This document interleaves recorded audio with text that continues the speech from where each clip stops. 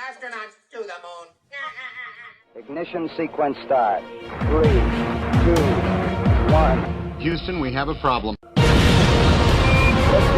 We have a liftoff. We copy you on the ground. You got a bunch of guys about to turn blue. What you're seeing here is a mirage. What's going on, everyone? It's Jaron from Jeranism. I'm back with another live video for you this evening. Very excited about this presentation that's about to be given, so thanks for joining me as always. I do greatly appreciate it. Hello to everyone in the chat. Welcome to my channel. Welcome to my show. And today we're going to be listening to a presentation given by my guest tonight. His name is Travis, the creator of the YouTube channel Life is Short. Travis, I appreciate you joining me. Thanks so much. How are you? Good. Thanks, Jaron, for having me. Good. You sound clear. That's great. All right. So before we get into this presentation, I just want to say, or tell you how this presentation came to be. First off, if you scroll down to the description of this video, the very first link that you see is to Travis's channel. So if you can, I'll give you a few moments. You can scroll there, click the first link, and then subscribe to the Life is Short channel. And it is spelled a little bit differently than you might think. And if you simply type it in and it's not correct, you can have a hard time finding it. So let me show you guys on the screen. It is spelled as it is on the screen right now. Life is Short, 2 words, not 3, and a capital L in life, and then the same word, capital I in is, and then new word, capital S for short. So scroll down, subscribe if you like. Life is Short. This video is basically a presentation about to be given that, it started around 2018, early 2019. I don't recall the exact date, but Travis released his first video, and it was a 3.5-hour video, and it has a view count now of, I believe, over 40,000, called Angular Resolution and the World. Sorry, Angular Resolution and Our World. And I have to give credit where credit is due. That kind of video on a channel with few, if any, subscribers is quite hard to find. I remember watching a Flat Earth debate show on the Nathan Oakley 1980 channel, and a regular panel member. Sorry, Jaron, you broke up on me a little bit. Oh, no problem. A regular channel member whose name is Ranty Flat Earth brought it up and asked who had seen it and asked viewers to check it out. And obviously, with now 40,000 views, many have. I also watched around that time, and at 3.5 hours, I had to watch it in parts because, man, the sheer amount of info that was given. But Ranty nailed it because it is simply brilliant. And from that time, I've wanted Travis to basically give us a more condensed version, and that is the hope for this evening. So, Travis, I guess you can begin first by telling people who you are and how you began this line of research. It's obvious to anyone who has seen your video that you have an education. That's obvious in your work, and so I know there is a level of, I guess, what you'd call bravery involved, because if people notice anything about the Flat Earth topic, you quickly notice that people have a fear of discussing any of this, and that is a huge red flag for me, and it is for many people. If Flat Earth is so insane and so ridiculous, then I feel that the reaction, the fear, the ridicule, the hate, the mainstream ostracism, the stigma that goes with it certainly wouldn't be anywhere near the level that we can all see. So, it's obvious, it's completely glaring. And so, Travis, tell us, what is your background with this subject, and how did you start this line of research, and a little bit about yourself? Yeah, sure. So I would say I started looking into flat Earth around 2000, early like January 2017. Before that, I was doing a lot of trading and a lot of kind of monetary things, and I started noticing a lot of weird stuff about just the monetary world, and you start getting into central banking and interest rates a lot and things like that, and you start to put pieces together, and just something doesn't feel quite right about the whole thing, and so you just kind of you start looking into things, and things start clicking like, yep, that there's something off about the world that we live in. It's not what it's purported to be. So kind of one thing led to another, and then I just started looking into flat Earth. I kind of laughed it off like everyone does, and I was going on a cruise, and I just thought I'd pick up Eric Dubay's book, The Flat Earth Conspiracy, and I just was reading it, and just as I started reading it, things just started to click, like this actually makes a lot of sense. And so I'm sitting there on a cruise, and I'm just looking out across the ocean, Right. and I'm like, okay, yeah, it is pretty flat. So anyway, and then I just started kind of watching everyone's videos, and everything just kind of went from there. Okay, great. I did bring up on the screen for everyone to see the description of your channel. Do you want to read it, or you want me to read it? Because I think it's of prime importance. It's something that's been said by Ranty many times, by Nathan Oakley, by myself. I can think of many people who have all said the same thing. Do you want to read it? I don't have it available Sure. on my screen right now, but No problem. I'll read it. Sure. So basically it gives, and I'm assuming this R means radius, right? Radius equals 3 miles divided by the tangent and 0.043 degrees. Is that correct? Correct. Yeah, that's the tilt angle essentially. So he says the angular resolution of the limit of the human eye is 1 arc minute, or approximately 0.02 degrees. Information loss occurs when the angular size of an object is smaller than its angle, or than this angle. This angle at 0.0217 degrees was used to derive the radius. The horizon gain for a 6-foot observer across 0.0217 degrees was inverted as height information loss across the same angle, and the two angles were used to construct a ball with a tilt angle of 0.043 degrees. This angle represents the 6-foot drop from a 6-foot observer across the average horizon distance of 3 miles, and it was extrapolated near far to derive the radius of a sphere. Your eyes are the radius of the Earth. Look up with new eyes. So I just thought that's really well said, and we'll now get into the presentation a little bit. I can't tell you how long it will be, as Travis is going to be giving the presentation. I will only interject when I have questions or think people might have questions, but as questions might be answered later in the presentation, sometimes I think it's easier, unless I'm totally confused or think that you, the viewer, might be, I'll just let Travis present.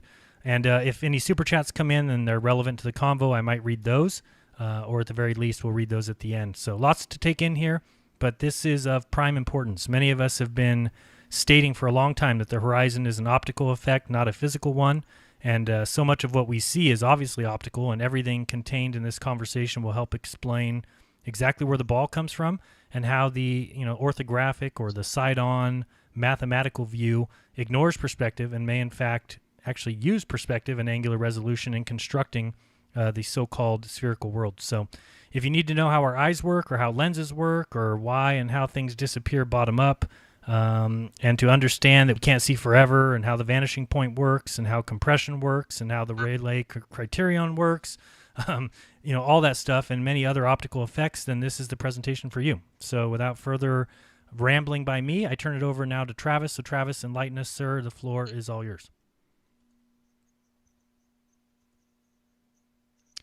Travis, are you there? Yeah, great. So yeah, and the main thing, the reason why I gave the name Life is Short too is just I wanted to tie that into. It's just I just want people to realize that it is quite possible that we're here for we are here for a very short time. And so when you kind of realize the truth about the world, and you come to those terms, I think that's why I kind of say look up with new eyes, because I come at this from a biblical perspective. I don't think we're meant to know everything. I think there's a tree of life concept that gets kind of deep, and I don't want to go into that here, but I just want to say that I don't think we're meant to know it all, and I think that's okay that we don't know it all. And so the main part of the presentation is what is a vanishing point? And I don't know why this becomes the quintessential question in my mind anyway, of this whole issue, but I think it is. What exactly is a vanishing point? Why does the floor seem to meet the ceiling? And so here we have this is kind of my my icon for the channel. So this distant point here, what is this point? And is it different from this, right? So you're changing from a hallway to an outdoor setting. Does that change in any way how your eyes work? No. So are these two phenomenon different? I would say no. And so what are we looking at? And so what do we know about Hold on one second. I don't know. Lenses and optics and so forth. Hold up real quick. I'm not seeing your screen change. Are you going through the presentation? We've just been stuck on the one Sorry, screen. say that again. You broke up. Can you make sure that I can see? Am I not sharing? I don't know. I'm not seeing your screen change. I just see the what is this with the railroad tracks. But it sounds like you're going through slides. So I don't know what's going on with that. I'm not seeing your mouse move at all again. So I think maybe you're... Sorry, Jaron. You're breaking up really bad. I'm having a hard time hearing you. Let me see if people are in the Am chat. I not? I'm not sharing my screen? You are, but it's just frozen on one screen. Can everybody in the chat let me know if the sound is good? Can you hear both of us well or not? Let me see if somebody in the chat can let me know. Sounds good to me. Okay, so I think the sound works well, but for some reason your Skype screen, maybe let me pull it back for a second. Interesting. Are you still there, Jaron? Yeah, I'm here. Bob's saying that there's only a right channel coming in from the audio from It's you. saying poor connection on my end. Oh, it is. Okay, one second. Let me put it on this screen real quick. Okay. Let me try and hang up with you real quick, and I'm going to call you right back. Did you hear that, Travis, or no? Travis. I'm going to hang up with him real quick, and we're going to call him back. 1 second. Sorry, folks. Thanks for hanging in there. Everything did seem to work at the beginning, but let's see here if we can get it any better.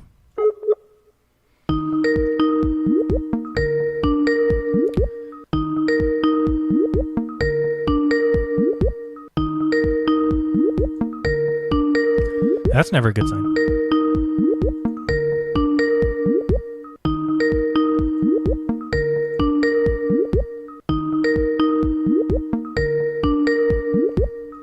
All right, bad start. Give me 1 second here to figure out what's going on. He did not answer. Let me try and Skype him, see what's going on. I'll give you a topic to discuss among yourselves. Israel not landing on the moon. Their craft crashed. Discuss.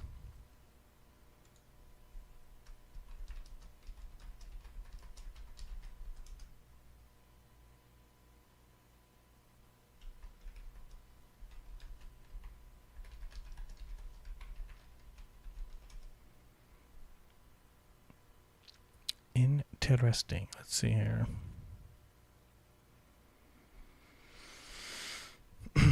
Very strange. Pretty sure it's not on my end. Bob, you are getting both channels from me, I guess, huh? I won't give up, I promise. So, yeah, again, thank you everybody for joining us. Thanks, hello to everyone in the chat. Thank you so much for whoever gave me the thumbs down already. Appreciate that. Probably deserved after the little audio issue. But I'm not getting any messages from Life is Short for some reason.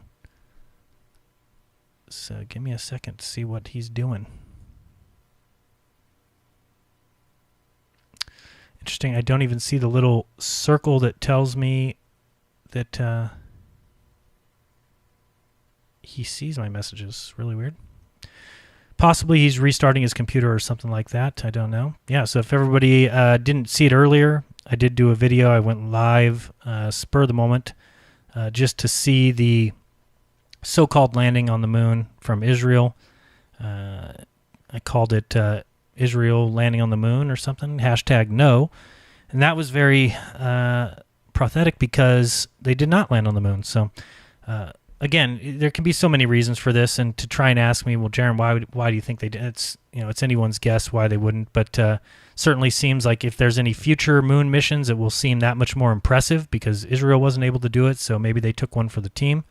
Not really sure, but let me try in a second to call him back, but it doesn't even show that he's reading my messages, so I don't think that would be a good thing to do right now. But yeah, we had this all set up. His presentation was set up. Let's see here. Are we going to get this going?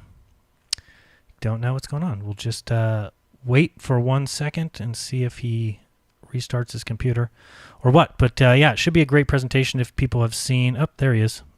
Let's see here. 1 second.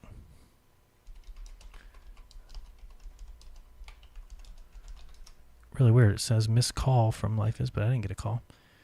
Let's try again.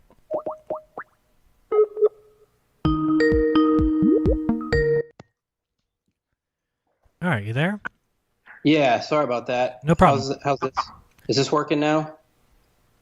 Yep, it seems to be. Let me see the screen share. Yep, okay, hold on 1 second. Let me try and square it up and make sure we're good over here. Everything is good now. Switch to the next slide just so I can see that that's actually working. Yep, you're good. So now you can start from the beginning if you want. And right. Also, I should just point out, because you mentioned that you are a Christian, and of course I get a lot of people on both sides that ask me a lot of questions about that. And if you're questioning the fact that Travis is a Christian and I may not be, it is really completely unimportant. All I care about is that each person is a good person. And if Christianity is your tool to achieve that, then so be it. I have no issue with that. People can certainly believe whatever they want. That's kind of the point of my channel. I make sure I say it over and over again in every one of my videos. I only have issues when people try to force their beliefs on others. So, Travis has never told me once that if I don't agree with him or that I don't believe in Jesus, that I'll burn in hell. He's never said that. If he did, then I'd have issues with his belief, but he doesn't and never has said that to me. So, much like if I demanded people to believe what I did, that's ridiculous. If I said if you don't believe in flat earth that you'd be going to burn in hell, that's complete and total nonsense. I simply give my opinion and people are free to their individual beliefs. So that's how I approach flat earth.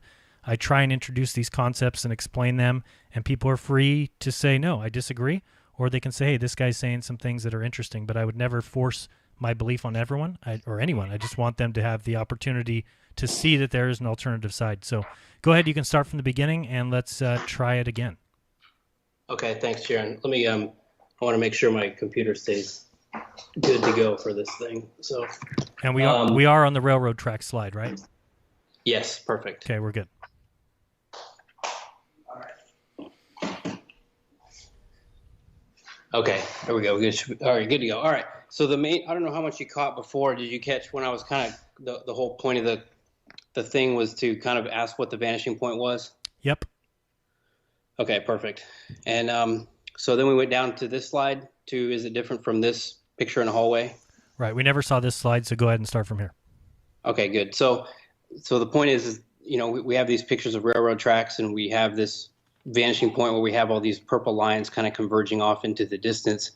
And, you change it to a hallway picture, and you have the same exact phenomenon going on where the floor is rising up to your midpoint of vision, the ceiling is descending, and you're asking yourself, why is this any different from this?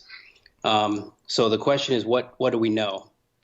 So we know that things get smaller with distance. That's perspective. And so the current understanding for how that works, you could find this on, physics of lens lectures online. But essentially you have two rays extending off of an image. An image is something that's contextual. It requires context. You don't receive an image from essentially one ray of light. It requires a crossover point in context. And so the top of the tree in this example in the upper right is, and we're not going to get into the physics of lenses where you have an image closer than the focal point, f2 prime there. Most everything is beyond two focal lengths away. So you have this tree here, and it gives off 2 rays and extends through your lens. They are reconverged as they cross through focal points F1 prime and F1 to create an image on the other side, somewhere between F1 and F2. And that image is projected onto the retina. So you see I have the eye there kind of represented. Mm-hmm. And so you can see how we move this tree out further and further away. That angle is going to get smaller and smaller and smaller as it has to converge across those focal points. And you can see how the tree is going to get smaller and smaller in that field. Where those 2 rays cross is that top of the tree between points F1 and F2 behind the lens, right between here. And so you can see how the tree is going to get smaller and smaller. So that's kind of the current understanding of how things kind of get smaller with distance. And it has to do with the physics of a biconvex lens. So far, so good? Excellent. Okay. So that's the first point is things get smaller with distance. And I think that's pretty apparent. No one's going to argue that too much. So the second part is small things do disappear. And so this gets into something called the angular resolution limit or the diffraction limit. And the main thing here is you just have to realize that as light travels through a physical barrier, in this case a circular aperture, it's going to scatter a bit. And it's going to scatter its rays on a background, let's say, in a certain pattern. And this pattern is called an Airy pattern. And it's a diffraction pattern. You see all these concentric circles. Those are just interference points, and they're creating bright fringes and dark fringes of where information is getting amplified and non-amplified, essentially. It's very similar to a diffraction pattern in water. And it just represents kind of something acting similar to a wave where the energy is focused kind of in the center, and it kind of ripples out with distance. So what you find is, or what Rayleigh and other people found in the late 1800s, you can pass this light through this circular aperture. The smaller the aperture, the wider, the larger this central disc. This is called the Airy disc. This central kind of bright fringe is called the Airy disc. The wider this disc is, and the larger this diffraction pattern. And the larger the aperture, the smaller the diffraction pattern. So think of it like you're trying to squirt something through a really tiny hole, and it's going to kind of spew all over the place and diffract all over the place. That's kind of how I view it. But when the hole is larger, you get a much more pinpoint light hitting the background. Does that make sense? Absolutely. Okay. So now what you have is and this is called a first order Bessel function. I'm not going to get into the math of that. It's actually pretty complicated. But all it means is that you have this central bright fringe, which is kind of up here at this point, and you can look at it a little better here with these ray diagrams down here. So you have like 2 diffraction patterns merging. So this bright fringe right here, this central disk, is kind of this central fringe right here. And there's 2 diffraction patterns merging in this case. So this person set up 2 circular apertures and 2 light sources, and they just started moving them together to see what point you lose this image and it becomes 1. And so Rayleigh did that, and he found that this essentially, this angle at which this happens is equal to the radius of this Airy disk. And the radius of this Airy disk is a 50% overlap point between 2 Airy disks, right? Mm-hmm. And I'll show that here in a minute. And this 1.22 that he derives is essentially from this first order Bessel function. So that's all you really need to know about that. But the formula is that this angle between these 2 merging patterns is such that it's 1.22 times the wavelength of light divided by the diameter of the aperture. So the larger the diameter of the aperture, which was back here, right? The smaller this radius is going to be, and the smaller the angle is going to be, and the better the resolution of the observer. So what I mean by that is if you have 2 merging patterns here, and you start to merge them, if you can define how small this disk is in the middle for a longer period, you will resolve more for a longer period. But the wider this disk is, okay, as these 2 merge, they're going to get indistinct a lot sooner. So the higher the angle, your angular resolution, the lower the resolution. So in other words, the larger the angle, the poorer the resolution. That's what I'm trying to say. Does that make sense? Yep. Okay, and so I want you to think of this as the distance when the two objects are no longer distinguished from one another, and you can kind of see that here. They're two, and then right here at 50% overlap, it essentially becomes one image. Right. So as an example, two close stars become one, or the hair merges with the floor, or the plane becomes the sky, or the bug becomes the wall. Essentially, information is lost. Right. So I have kind of some patterns here to look at. So you can picture these as two diffraction patterns that are going to start to merge. The brown line is the distance between these two central airy disks. So right now they're pretty far away from one another. And these black lines here are just the interference points, constructive interference zones within these two patterns. And you'll see as we have a lot of them right now, but they're going to get less and less. But I just want you to kind of focus on your vision and how you view these two distinct objects as we merge these two together. So I'm going to kind of go through the screen now. So here's the first distance, and here's the second one, and third one, fourth one. So I'm just moving it together. Okay, so you see how that, I'm going to go through it one more time. You see how there's two distinct patterns right here, right? Mm-hmm. And I'm going to merge and merge and merge and merge and merge. At what point do I say, that's pretty much one pattern? Well, what was found was that it is at this distance right here. So this distance right here is the overlap point of the two central airy disks, where you no longer think of this as two distinct images. So if you want to concentrate on the upper left corner instead of just in the central, I'll show it one more time. So right now we have two airy patterns. So we're going to merge them. Okay, so that's essentially Rayleigh's criteria. Okay. Gotcha. Mm-hmm. So how I envision this is you have these two rays extending through your convex lens, and they are providing contextual information to the observer. And at a certain point, the two rays are so far or so close to one another that there is no context that is created for the observer, and they just do not distinguish that object from another. And so I have them as kind of these two rays, right, are having their own diffraction patterns. And the aperture in this case for the eye, right, is just your pupil. So here's your convex lens behind your pupil. Your pupil's like right here. And as the rays go through, they diffract. They get into these, they have this diffraction pattern within them. And as these rays get closer to closer, because the tree in this case is further and further away, well, you're going to start to resolve less and less of that portion of the tree. And it's going to start to merge with its surroundings. So right. As this thing merges down, at a certain point, it becomes unresolved. So one way to look at this might be that if you're outside and you're observing a fly that's really close by, you're saying there's a ray of light coming from both the top and the bottom of the fly. And after going through our pupil, it's at a size and a separation enough that we can see that image. But if the fly flies, 20, 30, 50 feet away from me, because those rays coming from the top and the bottom of the fly are now coming so close together that ultimately no image can be resolved, and that's why I don't see flies 50 feet or 100 feet from me, correct? Right, that it's getting smaller with distance, and at a certain distance, it's just going to merge with its surroundings. You're not going to resolve it as a distinct image anymore. Okay, great. So how small can this angle get where we talked about things getting smaller with distance? Well, it gets to be the Rayleigh criteria. And once it reaches that point, it's kind of merged with its surroundings. So I do a practical example here. I'm not going to go through it, but you bring up a perfect point, actually. So we'll see if we can see a small bug 20 feet away on a wall, okay?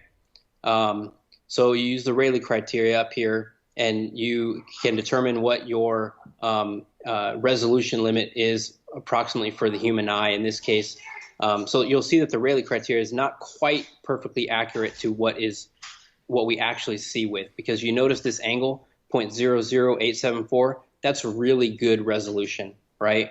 So we actually see at 0.002, or 0.02, excuse me, that's right. One arc minute. So this is actually like twice as good as we actually see. But for most purposes, the Rayleigh criteria is actually pretty good. But when you use this, you get this resolution limit. We'll say we have this resolution limit for this example. Okay. And now you can use it to see, because this is such a small angle, you can use it just with regular trigonometry. And you can assume that it's basically the small angle formula. You can use a right angle because this is like 80. This is 90 degrees, but this is like 89.9. It's close enough, so you can use this approximation. Right. And so a simple formula is going to be tangent theta is equal to the opposite over the adjacent, right? And so in this case, it's the height of the object divided by the distance. And you can rearrange the formula to say that the height of the object should be equal to the distance observed times the tangent of theta, in this case, 0.00874. So I plug these numbers in for our bug being 20 feet away, so that's 6.1 meters. And you come to approximately 1 millimeter. So if our bug is greater than 1 millimeter, we can see it. It's not a wall, essentially. But if our bug is less than 1 millimeter, we can't see it, and it's essentially the wall. Mm-hmm. And that's why I'm kind of saying down here, note, human vision is typically 1 arc minute or 0.02 degrees. So really criteria overestimates resolution in practical terms, i.e. the bug versus wall threshold is closer to maybe 2 millimeters at 20 feet. Okay. That's a practical example. So that's the basics of how this is going to be used, okay, throughout when we're kind of estimating size and what we can see and what we can't see, okay? So what is a vanishing point? So when I'm going to take these kind of stuff that we've talked about and you're going to kind of combine them. So to me, it's the smallest, most distant visible angle at eye level from information converted through a convex lens. So I think of this point as the smallest perceivable point that is radiating light outward towards you, or let's say it's the point where your convex lens is converging all information to that single point, and it has an angle. It's the smallest observable item, the furthest away. So it's the smallest resolvable point or point where objects vanish. We see in terms of angular size relationships, therefore this point has a defined angle, which we talked about, and it is not infinitely small. So I often ask people, well, do we see forever? And the answer is no, we don't see forever, obviously. We define the smallest resolvable angle as the angular resolution limit, and the angular resolution limit is commonly given by the Rayleigh criteria. So since angular size is dependent on distance, the vanishing point has a defined distance. And so what I'm saying here is this thing here is not going to change because I went indoors. It's the same phenomenon because I'm inside as it is outdoors. And so how I've defined the horizon distance is essentially that the observer height is proportional to their distance. The higher they get, the less compression of the visual field, and the further they can see. And so if I increase my height, I see further because I'm compressing less of the floor. And I'm going to get into that here in a minute for how the tangible surface compresses what you see. But that's how your distance is calculated, is essentially proportional. So if I'm 12 feet, I see twice as far as when I'm 6 feet using this same angle. Okay, so it's just two similar triangles using this angle. Consequently, within perspective, however, now you're taking yourself away from being the observer and you're looking within what the observer sees.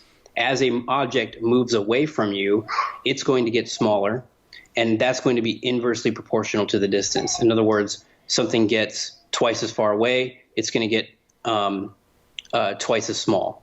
Mm-hmm. Okay, so height is inversely proportional to distance. You can take any two objects' heights and any two distances, and they should be proportional to one another.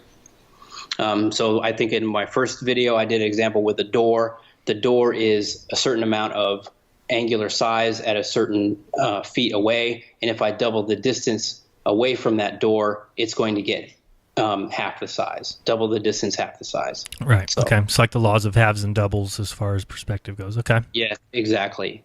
So how does perspective alter the visual field, right? So, and subsequently this point.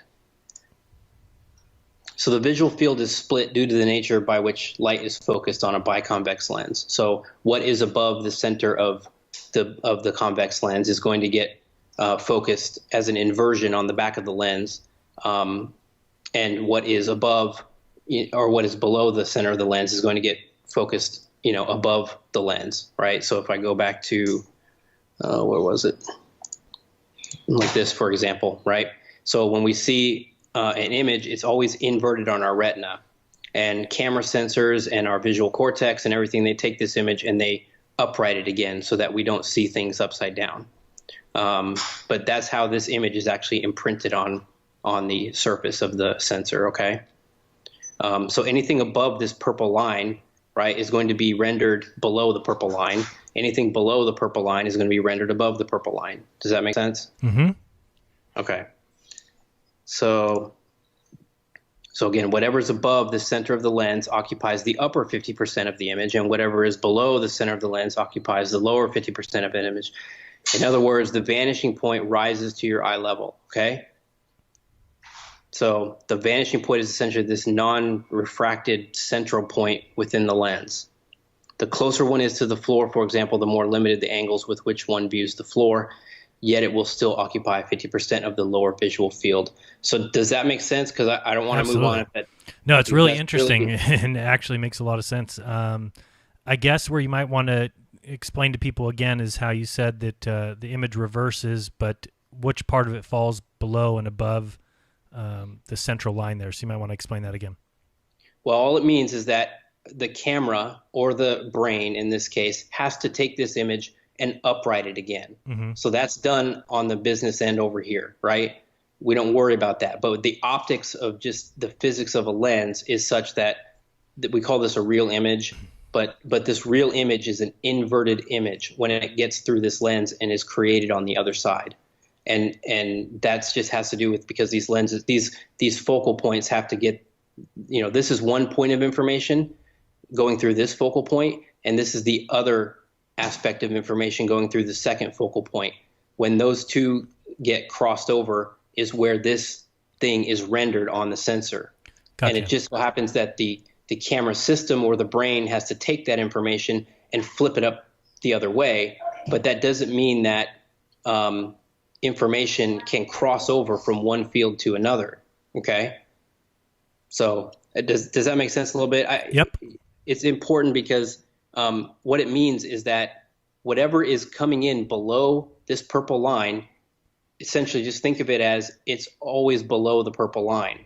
And whatever's above the purple line is always above the purple line, and this purple line represents your eye line, essentially similar. It's going to intersect at a vanishing point somewhere out here. Mm-hmm. And so as your eye, as this thing moves up and down, right, this purple line moves up and down with it. Mm-hmm. Okay? That's the main point of that. Okay, good. I think we got it. Okay. So what it means is if you were to converge, take all these light rays that were being reflected from the sun or something like that off a building, and they are getting, they're radiating off an inverse square law, let's say, and then your lens is taking all that information and reconverging it back down again, you end up with something like this, which is kind of a one-point perspective view. Mm-hmm. And I put a little building there in the middle so you can kind of see where the building is. All right. So now what if I take my observer and I push them lower to the floor? Okay. Well, now I'm still going to render whatever is above the lens above the 50% mark, and whatever is below the lens as below the 50% mark. So if I take my perspective view right here with this purple line and I lower myself now down to the floor, well, when I look at this image, I'm still going to see 50% of the floor as the lower aspect of vision. So if it's not clear right now, I'll show it here in a minute, and people will understand what I'm talking about. So I just want to do some quick definitions. So this is people kind of call this Muppet vision, right? This orthographic view, when everything is kind of rendered, when they want to say what is being lost in the distance, they kind of represent it this way. Right. But if you were to take this and you were to say like you had paint on the walls, that's what this is, just like paint on the walls. Okay. But these are like 10-foot intervals, right? And then you have these kind of parallel lines going with this purple line, and representing kind of the floor and the ceiling, but they're just moving off into the distance. Well, these lines right here that are moving parallel to this purple line are called orthogonal lines. And these lines that are moving transverse are called transversal lines. And when you render this down into perspective, you'll see how these start to look. So transversal lines are going to be these lines right here, and orthogonal lines are going to be these radial lines extending inward towards the vanishing point. And what you have to remember is that 10 feet right here this is exactly the same as 10 foot here. And this is exactly the same as 10 foot here. But when you render this in perspective, 10 feet is going to be larger here than it is over here. And I know that seems like a dumb point, but it gets more complicated. So just remember that 10 feet is represented in perspective a lot differently than it is in orthographic terms, okay? Gotcha. Okay. So here's kind of an example of what I'm talking about with this 50% phenomenon. So if you were to take just kind of a diagram of perspective, of 1-point perspective, and you were to compress things downward, you would kind of get a representation that looks like this, where this image by itself, these are like buildings, let's say, moving off into the distance, or any object for that matter. And they're going to maintain their relative angular size because they didn't move anywhere from the observer. You just changed your height. Right. But as you get lower to the ground, you're going to be pressing more of the ground into that lower 50% of vision, right? Everything that is getting converged below that midpoint of that convex lens is getting pressed lower and lower to the floor, okay? Brilliant. So you're seeing much less of the floor actually because you're pressing yourself closer to it. So the closer you are to the tangible surface, you actually start moving the most distant angle at which you can see closer to the observer. Okay. Right. All right. So basically, if in this little hallway example you have up top here, if we had a penny lying on the ground in the first image on the left, we might be able to see it. But as we start to lower down, that penny's going to disappear just because we're trying to fit more of the ground into that 50%. Exactly. We have to compress. In terms of that lens, we're pressing more information into that lower half. And it's just getting lost a lot sooner. We're inducing that angular resolution limit at a closer distance. That's the bottom line here. So the disappearance to the distance to the vanishing point is dependent on the observer height, and because the proximity to a tangible surface. So as I press myself lower to the floor, I'm limiting the number of angles at which I can view distant objects. But at the same time, I'm expanding my view of the ceiling, right? So if I'm in a subway and I press myself near to the wall, let's say, and there's a bunch of pictures on the wall, I'm going to see less and less of those pictures as I move myself closer to the wall. But I'm also going to see a lot more of the opposing wall's pictures. Okay, does that make sense? Because I have a better angle to them. And the same thing happens to the ground. As I get closer to the ground, I see more of the ceiling. So let me see if I had anything else here. So as the angles diminish, the information is compressed, the vanishing point is brought nearer to the observer. And so we're going to kind of see that here in a minute. So what I did was I took some golf balls and I took a hallway and these lights, and I put these golf balls right below the light, directly below the light, and I measured the distance between the wall and the lights, and I did about 130 feet worth of golf balls, the first one starting at about 20 feet away from me. And then I raised and lowered my iPhone from about 8 foot down to about 0 feet, and it's 1 centimeter off the ground at this height right here. And so I just wanted to see how these golf balls, you can see them here. I kind of blew the picture up so you can see the golf balls right there and right there and right there and right there. They're in a straight line and they're moving off to this light that I put just 130 feet away. Okay. And that's where the last golf ball is. And so as I compress my height, you see that obviously they're getting more and more shallow within the frame. Okay. Yep. So, but my point here is just that you're seeing less and less of the floor. And you're seeing a lot more of the ceiling as I compress myself lower to the floor. And that's all I wanted to say for this part right here. Okay, perfect. So hopefully that's clear to everybody. Should be very clear. The only thing, they might not be able to see the golf balls, but again, I'm sure it's just because we're looking, this is like third person now. By the time you're showing it, it's going on my screen. I'm showing it on the live stream, so people might not be able to see it, but just point out with your mouse real quick where those golf balls are. Yeah, here's one right here. If you can see that. That's the first one. There's a second one right here. There you go, yeah. And a third one, fourth one. And I start to lose it here too on my screen. Okay. But I blow it up and you'll see here in a minute. Perfect. All right, so what I did was I blew all these images up and I put markers, color-coded markers on where the ball was in relation to which light. Okay? So the red line here right here under this light is also this red ball. Okay. Or this red line to this ball. The green line right here is the ball that was placed under this light that has the green line. And I did that all the way down the hall, okay, to 130 feet. And so essentially you could think of it as it's like a tall 8-foot object, right? That's just 10 feet spaced apart and moving away from you. Mm-hmm. But I did it just with lights and golf balls. So gotcha. All right. So when I do that, and then I take away the image, and I just see kind of how these things space themselves. You see that as I got closer down to the floor, I was seeing many more tiles, mm-hmm. right, before even that first golf ball. And you can see how crunched together all these lines are for those golf balls. Right. So as I press myself lower to the floor, these angles are getting smaller and smaller and smaller as something is moving away from me with distance. So if I kind of take these lines and I kind of pull them out to the right a little bit and then draw a vertical across them, you can see kind of how they're scaling. So this is kind of like I'm trying to show you how this may represent itself a little bit from a side view. Mm-hmm. Okay, even though this is not, what you're seeing, right. But you can see kind of how this creates a curvature for you, right? Absolutely. How objects could be perceived to be, because it's an exponential decrease, how it's essentially a parabola, right? Absolutely. Okay.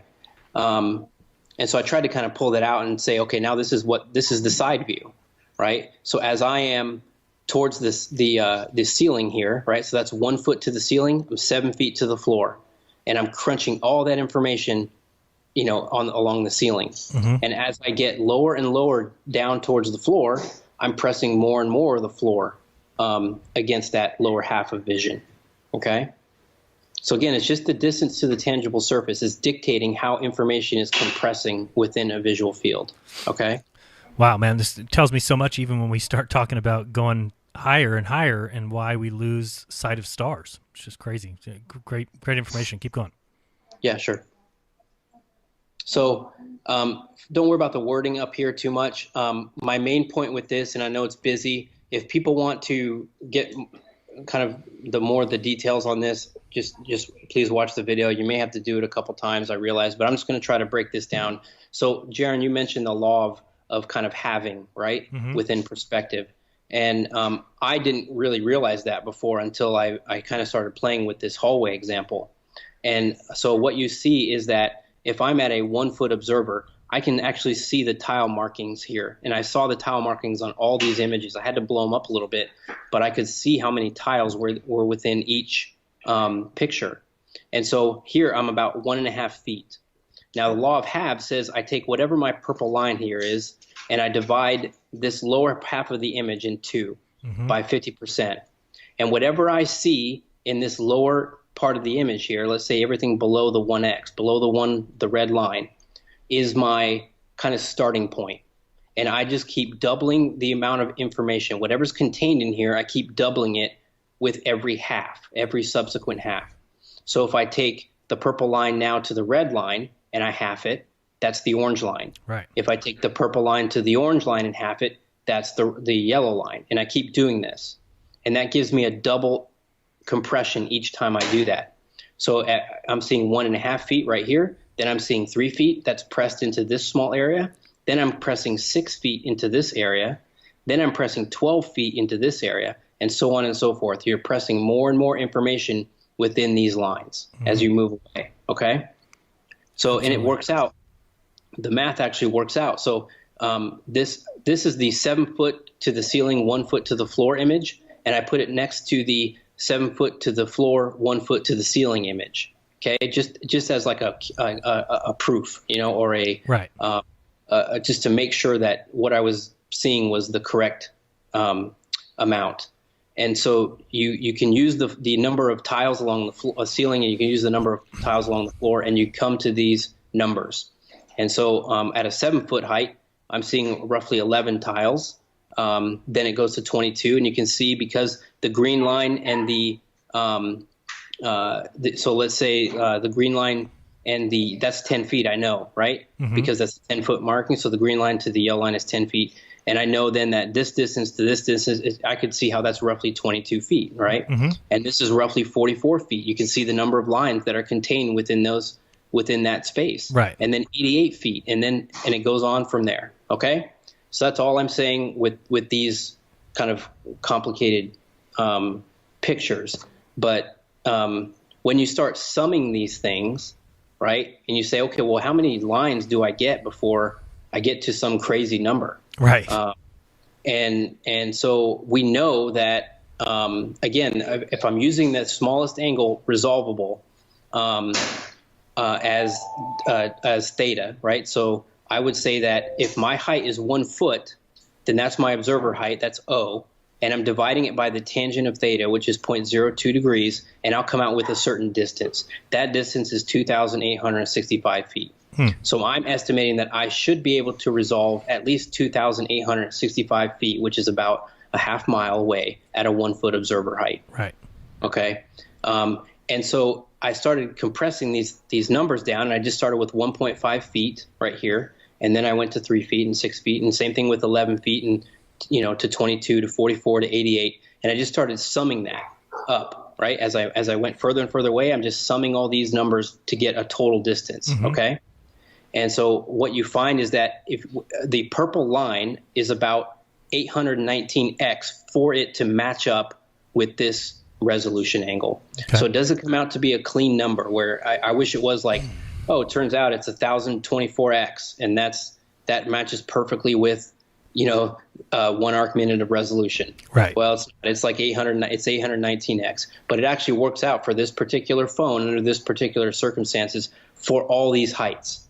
And so it comes out, you'll see that the difference between the two is actually 100 feet right here. So as I extrapolate this 1.5 feet that you see right here all the way to the purple line, well, it comes out to 2,640 or 2,764 feet at 819x. And so that's very close to what the resolution limit would be. And so you might say, well, wouldn't that line continue on into infinity or whatever, right? Because it was a parabola. But again, we know we don't see forever, so it can't do that. And I'll kind of show how small those lines actually get here in a minute. So this is just another example. This is now the 3 foot to the top and 5 foot to the bottom versus the 5 foot to the top and 3 foot to the bottom, and how many tiles are different between those two. And now it's about 8 foot here and about 5 foot here, and then you double, so on and so forth. And I just inverted those two. That's why the white is white over here and white over here. The black is over here and black, because they're just they're the same as one another. And so what you come to is that at 819x, the number is 1.55 miles for the 3 foot height versus 1.63 calculated for theta. And for the 5 foot height, it's 2.78 miles versus the calculated 2.71 miles. So they're pretty close. Same thing again here. Now I'm going down to 1 centimeter height. I'm really close to the floor. And so in this one, I put in the lines themselves. So you could see what between this blue line right here and this purple line, how many compression points I did to get to 819x. Right. So it's very small. Okay. It's like down to a pixel, right? So I can see how this would work. But so if I split the blue line and the purple line to 32x, that's this line right here, I'm going to split that in half to 64. I split that in half to 128. I split it again to 256. I split it again to 512.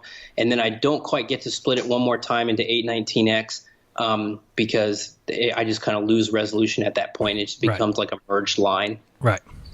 And so the other caveat I want, so if I calculate these two out here, if I just and so what I calculated is that you're seeing about 2/3 of an inch now within the red line down to the bottom of your image is only about 0.6 of an inch, which is kind of crazy. But think about that in terms of how much you're taking up within this image. Right. That's 1/4 of the total image is just 0.6 of an inch. Right. When you're 1 centimeter off the ground. Crazy. And so that keeps doubling and doubling and doubling, even all the way up to this green line. You're still only seeing 5 inches worth of floor. And so the way I don't know if it's in this video actually, But if you go to the video, I do a ruler test where I stick a ruler right in front of this thing and I tape a 1-inch mark on it so that you can see that indeed this is only 0.6 of an inch. Because essentially it goes to right here, and then I have to calculate the vertical field of view loss. But it works out pretty well. So, as long as everyone's clear on that concept, that you're just doubling the distance, having the size, and that essentially to a certain point, things will not compress anymore. You're just going to lose them as essentially a line, and that's really what I want to impart here. And so if you can see that, you can't quite see the golf balls here. I'm pointing to the first golf ball right now. Okay. So that's that first 20-foot golf ball. Look at how close it is to the purple line already. Jeez, yeah. Okay. Right up against it. So how long can that go like that before we start losing information for these balls, right? So I blew up the image, and you can see if I were to extend this purple line right here out this way, it almost crosses just above this first golf ball. And as perspective, so essentially you're seeing like this plateau effect within perspective. It's almost like, let me see if I can go back to here. So you see how this line, so this is 1 centimeter off the floor too, I believe, or this might be, this is 1 foot off the floor. So this is 1 foot off the floor. You see how shallow this is getting? Right. Right. And you see how steep it is here. You're seeing a ton of golf balls, when you're 7 feet off the floor, but you're seeing them basically in a very shallow plateau region within perspective at the closer you get to the floor. So so each one of these yellow lines is how many feet away I am. And so I marked the 90 to 100 foot mark. And that to me represents the true horizon for this particular image. Okay. So this is the true horizontal vanishing line for this particular image, is at the 90 to 100 foot mark. That represents this purple area right here. Okay. And that's these golf balls. After this point, in my opinion, everything is going to start to set. Okay. Wow. And I'll kind of get to that in a minute. The other point I wanted to make within this is that, because I'm 1 centimeter off the ground, do I see, this is about a 450 foot hallway. Am I seeing a centimeter off the ground 450 feet away? No way. So no, I'm seeing a centimeter off the ground 95 to 100 feet away. Okay. After that, the upper visual field is starting to set within the lower. And so I'll go over that here in a minute, because it creates a horizon gap. Essentially, there is a gap of vision now between the upper and lower field where information can set within it. That's the theory I have anyway. So let me play this one real quick. Did this mess up your imaging? It kind of did, probably, huh? Let me see. I'll shrink it down a little bit. You're fine. Go ahead. Okay. So what I'm showing here is that this was my 1 centimeter height right here. And you can see how the horizontal line here represents now the corners of the walls. But all the orthogonal lines still maintain their relationships, but what is pressed along those lines is different. So what I want to show here is that just because I'm 1 centimeter off the ground, perspective doesn't change if I go outdoors. So I showed in my first video how if you were to take a perspective view and you were to rotate the wall, or the left and right wall away from you, like let's say they're pivoting off this central vanishing point and moving further and further away from you off into the distance. Gotcha. What would you eventually be left with?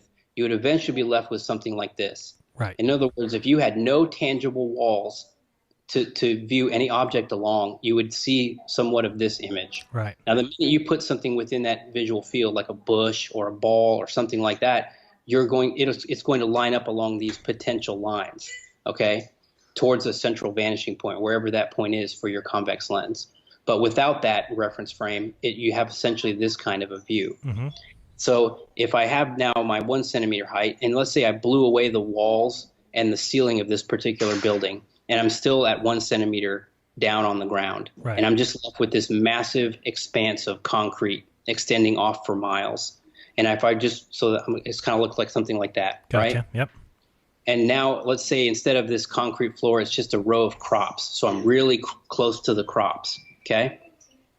like they're extending, these crops are like extending off into the distance instead of a concrete floor. Gotcha. And now I just decide to stand up. Okay. This is essentially what you would see. It's just perspective. You're just altering your landscape, but perspective remains the same. Right. And that's what I wanted to impart. So in other words, is this the leading edge of a sphere? Right?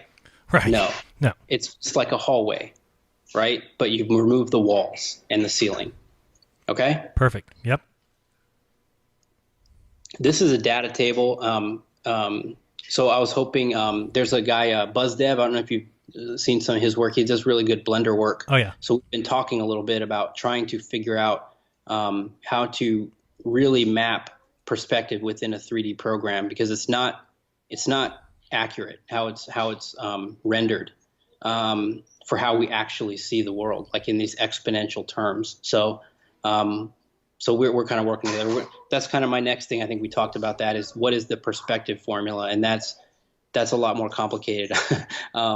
So I'm trying to work that out, but it might take a little bit of time. And like I think we talked about as well, if we can kind of load the boat with folks that can kind of take some of these concepts and move with them, and add their level of expertise to them, then, I think we grow as a community. So absolutely. Yeah, that's the whole point of these presentations and the videos I do. My hope is that people see things I missed, or, same thing with you. You've done a great job here, but people might see something and it makes them think of something, and they go develop a video or an explanation that, helps the community in whole. So totally agree. Yeah. So if I go kind of back to what we'll call Muppet vision, this orthographic view, I now know that I don't see as far along the floor or the ceiling, depending on my distance to the floor or the ceiling. So when I put this in a side view relationship, I know that when I'm 8 foot up, I'm not seeing very far along the ceiling. Okay, so this orange line is shorter now, but I'm seeing much further along the floor. Okay, so this red line's a little bit longer. And when I'm at a 4 foot height, I'm dead center in the middle of this 8 foot hallway. Okay, so I'm seeing equally along the floor as I am along the ceiling. Okay, and now I'm at a 0 foot height or a 1 centimeter foot height. I'm seeing much of the ceiling. I'm not seeing a lot of the floor.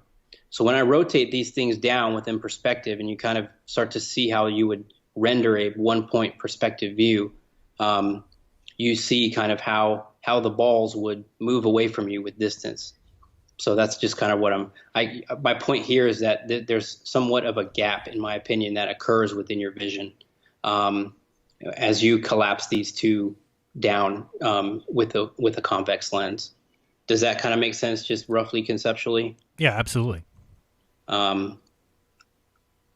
So here's what might get a little complicated. Well, go back one slide. I maybe have a question. Are you saying that would occur no matter the eye height? There's always going to be that horizon gap, or is it only when you're blocked by something low? So the image on the right that shows all the balls lined up and you're below the balls, would it also happen when you're above them? Yeah. So it just, the only thing that determines how much of something you're seeing is how close you are to that surface. Right. And so if I'm close to a ceiling, I don't see very far along the ceiling, but I see along a lot of these. I see all the golf balls really easily. Gotcha. Right. Yep. As I get, lower down, in this particular case, the golf balls are at a diagonal. Okay. But if, let's say, they were straight down your eye line, you would see something like this, right? You would see that first ball is going to be really big because you're closer to it. Okay. But it's going to diminish in angular size pretty rapidly as it moves away from you. And it's going to move away from you more in a straight line, because think about that first ball, that 20-foot ball, is already at the purple line almost within this view. Whereas if I'm high up and I'm viewing these balls along the floor from a higher view, their angular size relationship actually doesn't change very much as they move away from you, because you're further away from them. But I wish I had another view to kind of show that. But if you can kind of picture lines radiating out towards from the observer out towards these balls, they're relatively constant when you have this kind of relationship. But if you were to do those same lines along the orange one here, right, they're much more shallow, and they get more compressed a lot more easily. Gotcha. So that's why this angular size relationship is a little bit different between this view and this view. So, and I go over that. I think it's part 3, I think, where I go over that. If people want to check that part out. But all it means is that the further away something is, the less it actually changes in angular size. The closer you are to something, it's going to rapidly diminish in angular size as it moves away from you. But so, like if you were watching a car from the 5th floor of a hotel, and you watch it travel away, it's going to diminish in angular size at a certain rate. Now, if you get down to where the car is on the pavement, the car is going to be much bigger because you're closer to it. But as it moves away, it actually is going to get closer or smaller a lot faster than it did when you were on the 5th floor. Okay. All right. So the main thing here is that I just want to impart here that things still disappear at 2 theta. Okay. So because information is radiating off to the observer at an angle bisected by your eye line, right? The smallest amount of information is going to have a theta above the eye line and a theta below the eye line. Okay, so if I'm at equal compression within a hallway, whereas the observer is directly in the middle of the hallway, the height to the ceiling is 4 feet, let's say, and the height to the floor is 4 feet. Well, the object is going to disappear as a single point, okay? Because all things are going to compress at an equal rate. Gotcha. Okay. Now, though, if I press myself lower to the floor, okay, I've changed the ascent rate at which that object is going to hit the purple line. Mm-hmm. It's going to hit the purple line a lot sooner than it did before. And so what ends up happening is once it hits the purple line on that compressed lower field, as it moves away, it's actually going to start setting with distance, okay? And so I've kind of depicted that here. If you have this clock tower and it's X amount of feet and it moves away, if you are equally compressed between the floor and the ceiling, it's going to disappear as a single point at a certain distance. Gotcha. But if I get closer to the ceiling, this clock tower is going to reach this purple line along its top portion a lot sooner than along its bottom portion. And as it moves away, it's going to kind of have this setting phenomenon. But it's still going to disappear in total at 2 theta. So this part here, this is going to be theta, and whatever my height is from the ceiling to the observer, that takes up this part of the clock tower. That's what you can assume could be potentially lost. But I don't want to say lost because it just means that it's reached the purple line. This amount of distance has reached the purple line at theta across this compressed visual field. So that whatever is remaining of this clock tower at this distance right here now disappears at this theta rate, whatever your distance is from this point to the floor. And the opposite occurs when I have a compressed lower visual field to the floor. Right. So I know that's complicated, but what I want people to realize is that this clock tower may not actually reduce in angular size differentially much at all, but the rate at which it ascends to the purple line is different depending on your distance to the tangible surface. Absolutely. It reaches the horizon line quicker when you are closer to the floor. And so if you're kind of thinking ahead, the point is that you are always closer to the ground than you are to the sky, right? So things are always going to compress differentially against the ground than they do to the sky. Beautiful. Yep. Makes all sense. And so this is the basic argument. So if everyone's still with me, this is kind of the argument. We see the world by angular size. The smallest observable angle becomes the vanishing point and or line if you don't have any walls. Right. Things get smaller with distance. We talked about that with the lens diagram. Mm-hmm. Small things disappear. We talked about that with diffraction limits. And then you combine these two to say small things disappear with distance, okay? Secondary to a couple of different things. The compression rate, right, your distance to the tangible surface and where you've put that vanishing point. And then this kind of horizon gap, this setting objects phenomenon. Right. The second part is then going to be how small obstructions can obscure things from the bottom and how they can make things disappear with distance. And that's because that ascent rate for perspective ramps up really quickly, and you have this long plateau period, right, where something, if it were to raise above your eye line just a little bit in the near ground, would obstruct something that was diminishing in angular size. Absolutely. Far away. And so we see that with waves, and I'll show that kind of as an example here in a minute. And then the final thing we can talk about briefly is just the upward refraction of light, and how that may come into play. The best way to think about this is refraction is occurring prior to information hitting the lens or the aperture, and diffraction is occurring afterward. And we'll get with that here in a minute. How am I doing on time, by the way?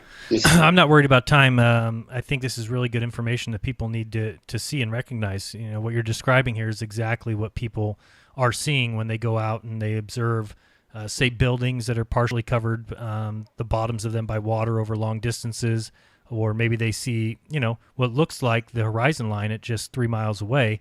And then if you're able to see 50, 60 miles, well, of course, at that distance, things have fallen past that setting point where all of a sudden you're going to get some objects that are setting to your perspective, but it's because you're so close to the ground versus to the sky. So I think it's it's really perfect what you're saying, and I'm not constricting on time at all, so just continue. Right. They're essentially ascending to that purple line at a fast rate. And once they hit that purple line, what happens next, right? Well, they start to set as they get further away. Right, and if you're talking about waves that are 7 to 10 feet high in front of you, you may not really notice that. You're at the ground, you're only 6 foot tall, looking with your camera across a huge ocean surface. But if you're seeing things that are 10 feet high only at 3 miles, of course they're going to block anything of any size that's behind there. Well, not completely. Yeah, well, obviously, it depends on what size you're looking at. But if you're looking at like a clock tower like you were looking at, you're much closer to the bottom of that. Therefore, that angular resolution, below your eye level is going to ramp up quicker. Yeah, and something that's nearby that's relatively small could obstruct that clock tower as it moves further and further away from you because its size is getting smaller too. So, so essentially, what the argument boils down to, and why I have this graphic in the front of all my videos, which is down here at the bottom, is essentially that from a 6 foot observer height, we see roughly 3 miles, and to me that's because this theta angle here is dictating that. And then coincidentally, and also 6 feet worth of information is lost to the observer. In other words, it moves into this vanishing point and disappears at 3 miles, right? So this observer worth of information is going to ascend within perspective and lose itself at this distance. So for instance, if you were to have a 12-foot object and it were to move away from you, or let's say you had two 6 feet objects and they were to move away from you at distance, well, at 3 miles, you're going to lose one of those, and you're only going to be resolving 6 feet worth of information. So what? When you have these two kind of phenomenon going on where things are disappearing with distance and you can only see a certain distance, right? Well, so what? Okay. So that gets us to the kind of this curvature issue. Okay. So they took this phenomenon across this resolution limit of 0.02 degrees and they created R. And this is my opinion of how they did it. There could be other ways that they did it, but this is how I envision it. They observed that height was proportional to distance observed, such that a 6 foot observer could see 3 miles. To obtain the drop, they observed or extrapolated that 6 feet is also lost over 3 miles. So with a 6 foot drop at 3 miles and a 6 foot observer being able to see 3 miles, again, where theta is now not just 0.02 degrees, but something much more specific, 0.0217 degrees, we derive a tilt angle across 2 theta at 0.0434 degrees and a drop from eye level of 12 feet. And you can now derive R. So essentially they took these two triangles and they, stacked them on top of one another and allowed for this curvature. Right. Because they kind of assume, and I don't know how it came to be this way. I assume they just saw that boats disappeared bottom first, or something disappeared from the bottom, and maybe they started to think, well, this must be only from a curvature phenomenon, and so that's how they took these two issues and applied them to one another. But again, you're just seeing a single object disappear at 2 theta, right? Mm-hmm. That's all that's all the tilt angle is 2 theta. So. If you look up Walter Bislin's, he's got the latest, greatest Earth curve calculator. You see that when you plug in observer height of 6 feet, object height of 6 feet, and a horizon distance of 3 miles, you're going to come to a tilt angle of 0.0434 degrees, dip angle 0.0434 degrees, curvature drop of 6 feet, and a drop from eye level of 12 feet. And I've kind of diagrammed that here. Okay. Wow. Yep. And so this is kind of as an aside, recall that the disappearance rate for a given object toward the vanishing point is 2 theta, right? Information above the center of the lens, information below the center of the lens. And as an aside, also keep in mind that objects smaller than theta, no matter where they are lost. So just because I have a vanishing point at 2 theta off here in the distance doesn't mean that things can't be smaller and lost to the observer here, right? I can be looking down a hallway with a distant vanishing point, but still lose a bug that's 20 feet away from me. So the reason I say that is because some people have kind of brought that up in my comments, and I've had to kind of go back and forth on that. So I just want to impart that. Right, so absolutely. if I have a 6-foot guy here who has 6 foot worth of balloons, and I'm in a 12-foot corridor, when is that going to disappear? Well, it's going to disappear at 2 theta. Okay, 6 feet above the eye line, 6 feet of below. So they're going to disappear at 3 miles, and they're going to disappear as a single point. Okay? Gotcha. So now I take this phenomenon, right, which we already described this way, and essentially this is your eye. And if I just rotate 2 theta, this is also 2 theta, and you rotate it down, you come to see how they possibly derived the tilt angle. And so we can do that here again. So we can take our arc angle of 2 theta across an arc length of 3 miles, or we can take the height drop of 2 theta as 12 feet across 3 miles. Either way, we can come to a radius of 3,960 miles. So you can do it by similar proportions, right? 12 foot of drop over 3 miles is equal to a 3 mile arc length across what radius, right? So that's one triangle. Or one way to solve it by ratios of similar triangles, keeping the angle constant. Or you can just solve it by simple trig, saying tangent of 0.0434 equal to opposite over adjacent, and the adjacent being the radius of Earth.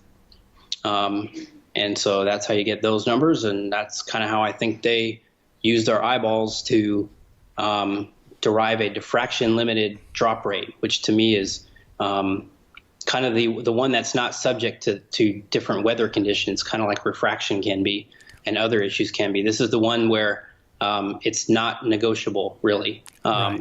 Our eyeballs don't see better than this, and we lose this amount of information at 3 miles, bar none, for the most part. Now, when we start getting into optics of cameras, they have much lower resolution limits. We're able to see much further, and now here we have this discussion of flat Earth because we're seeing things we shouldn't see, right? Right. Do you think that the ramping up of the horizon, or the bottom angle that we're seeing, would that make a difference when you're talking about cameras, or would they still have the same issue, or would that issue happen further out? To me, I haven't. So that's the next part of this is I've only done this with an iPhone and kind of looked at the rate. Gotcha. And I wanted to do it with a Canon EOS or something like that, or a P900. I think that'd be interesting to do, just to compare the two and see. But remember too, they're going to have different fields of view. Right. Meaning vertical fields of view, meaning that the floor isn't even going to start until a certain distance, depending on the different camera type. But to me, what ends up happening is that purple line is just. So let me go back here. Let me see. Do I want to escape? I can escape, and we might be able to shrink it down again. Okay, go ahead, and I can shrink it.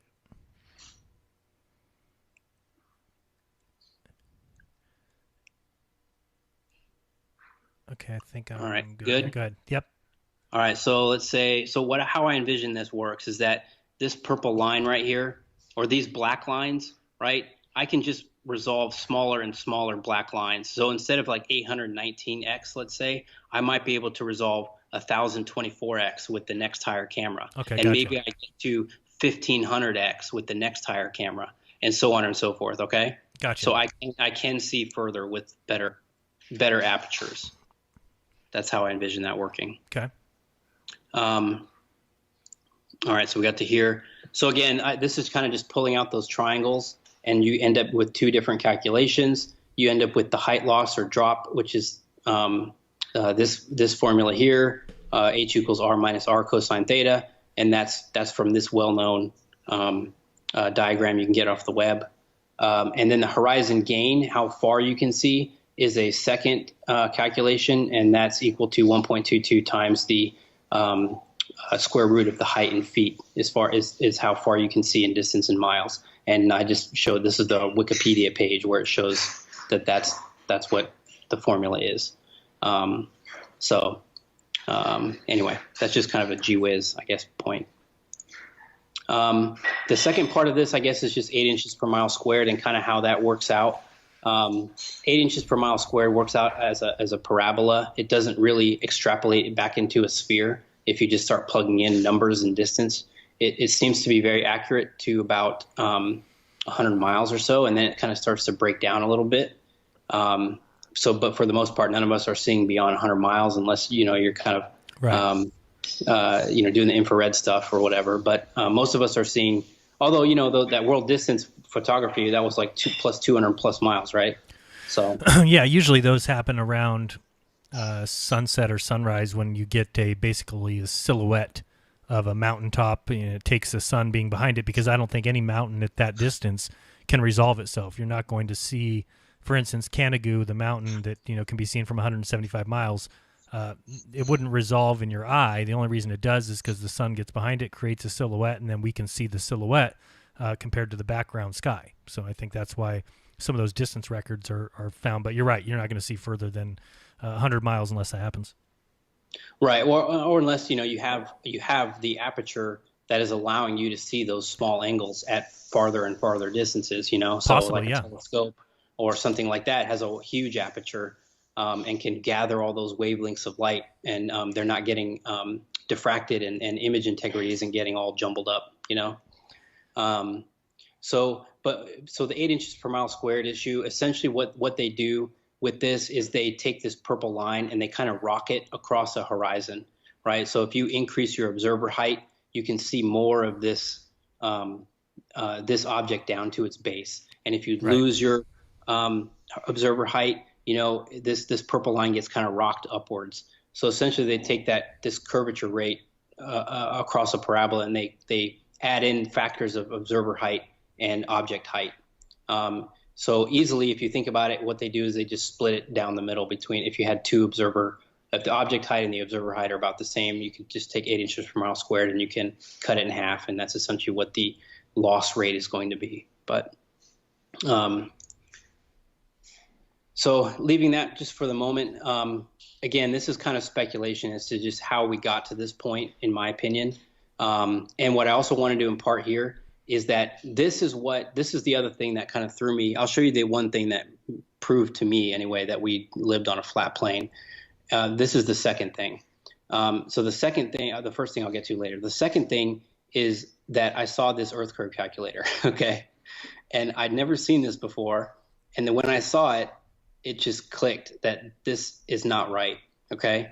Because you have this person leaning backwards, staring across a bulge that's supposed to be the center point of your vision, looking at another object leaning backwards on the other side, okay? Right. So I don't care that you can't see the tilt angle.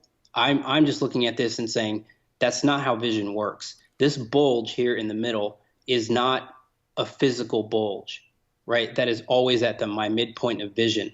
So, because if I increase my height, and let's say I kept everything stable, my head is stable, my feet are stable to the ground, and I just move up, let's say 2 feet in the air, I jump up, right? What if the horizon is truly a physical thing, right? Unmoving part of the earth, what should this purple line do?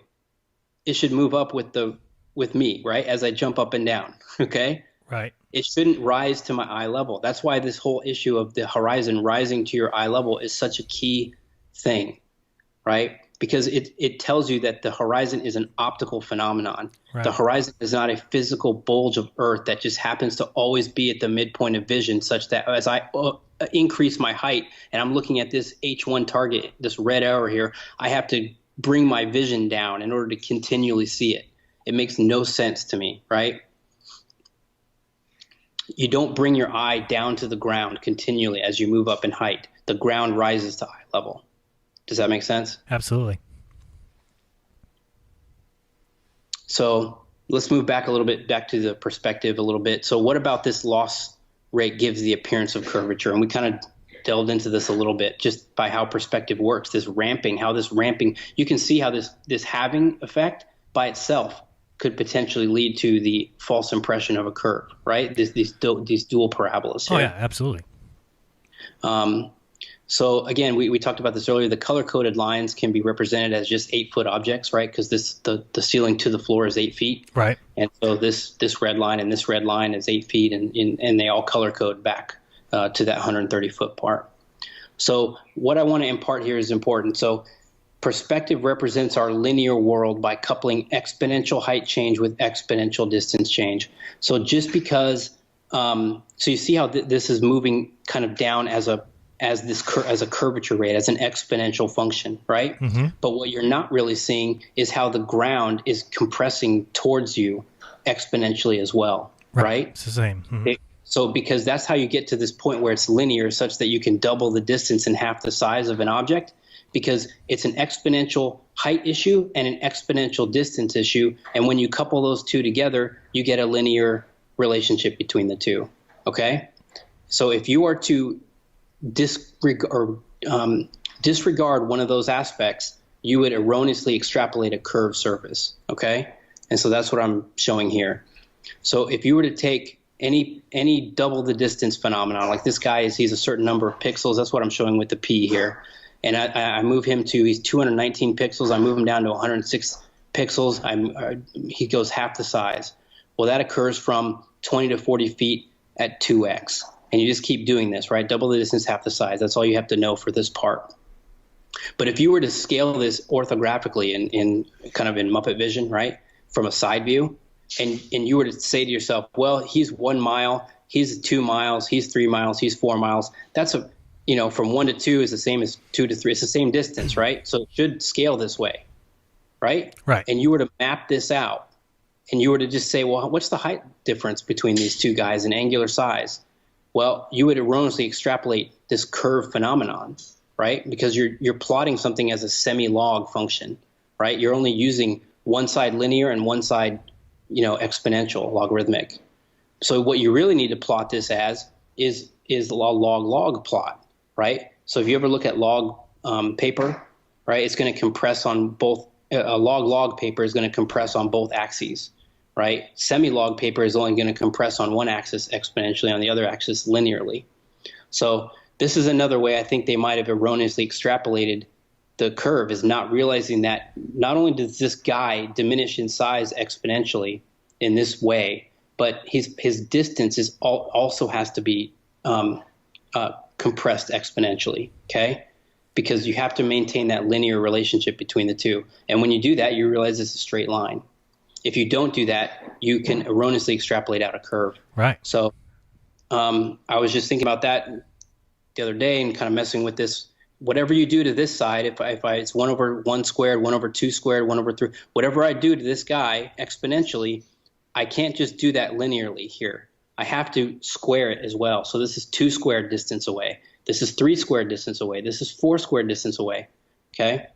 So anyway, I thought that was kind of cool. But whatever you do to one axis, you got to do it to the other, or else you're gonna falsely derive some kind of curvature issue.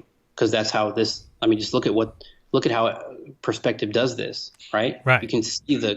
You almost see the curve within this is a flat hallway. Remember that, right? I took all these measurements from a flat hallway.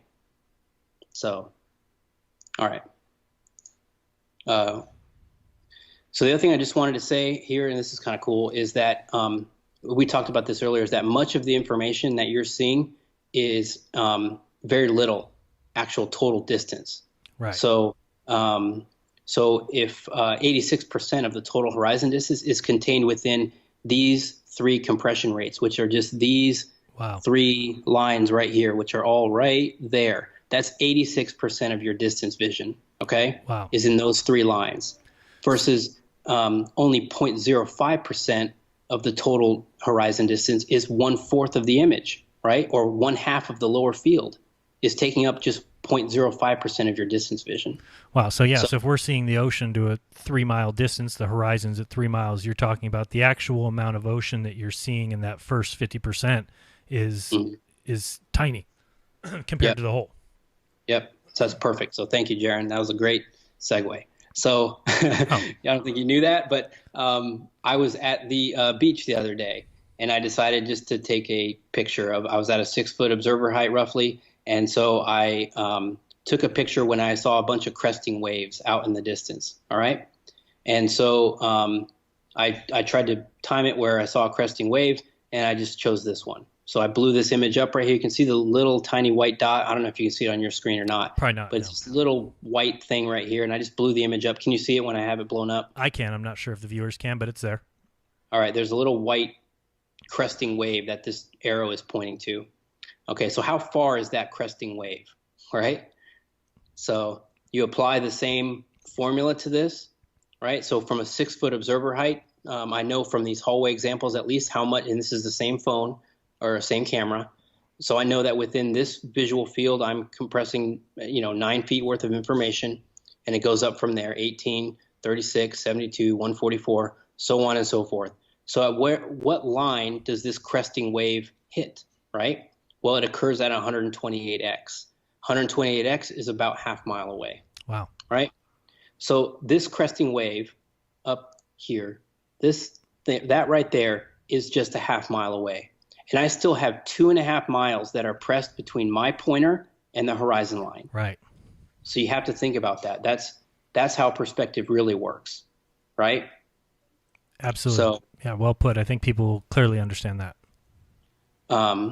So this wave crests at just 120 or just a half mile away for a 6-foot observer. An additional 2.5 miles is compressed between that wave and this purple line. That's 2.5 miles. That's the majority of your vision. So, and that's blown up too. So people have to realize that it's not, right. This is the non-blown up version right here. You can barely make out the line. Right. Absolutely. Yeah. I had to press that line down into like a half point pixel or whatever it is. All right. So these are these light disappearing examples. And so what I want to try to transition to here is now kind of small obstructions, and how when we have this ramp rate, you can have an uneven floor, and such that let's say one tile, is maybe a little bit raised here. Mm-hmm. That could completely obscure anything down the road. Right. So that's one particular, I guess, reason for why we have this phenomenon. But to me, the other reason is just that I'm moving the visible world in closer as I get closer to the ground. It's moving closer to me. My horizon line is moving closer. And so everything in the distant is going to set. And I think if you watch closely, you'll see this distant wall, kind of where the crack is below the door, and this kind of this matting here along the wall. Mm-hmm. You'll see it kind of set as a whole, right? It's not like it's like some uneven floor, linear obstruction issue. It's like it's linear across the whole wall. Right. Okay. So let me see if I can play that here. I'll blow it up here so you can see it. There's the light disappearing right there, right? Light appearing. So we've seen that before. Here you can see it in slow motion. The light's gone, and I still have a couple inches to go, right? Not just a centimeter to go. It's a few inches, right? Wow. Yep. So let me see if I can. We'll just watch this. You see how the whole thing almost sets? That tile in the background.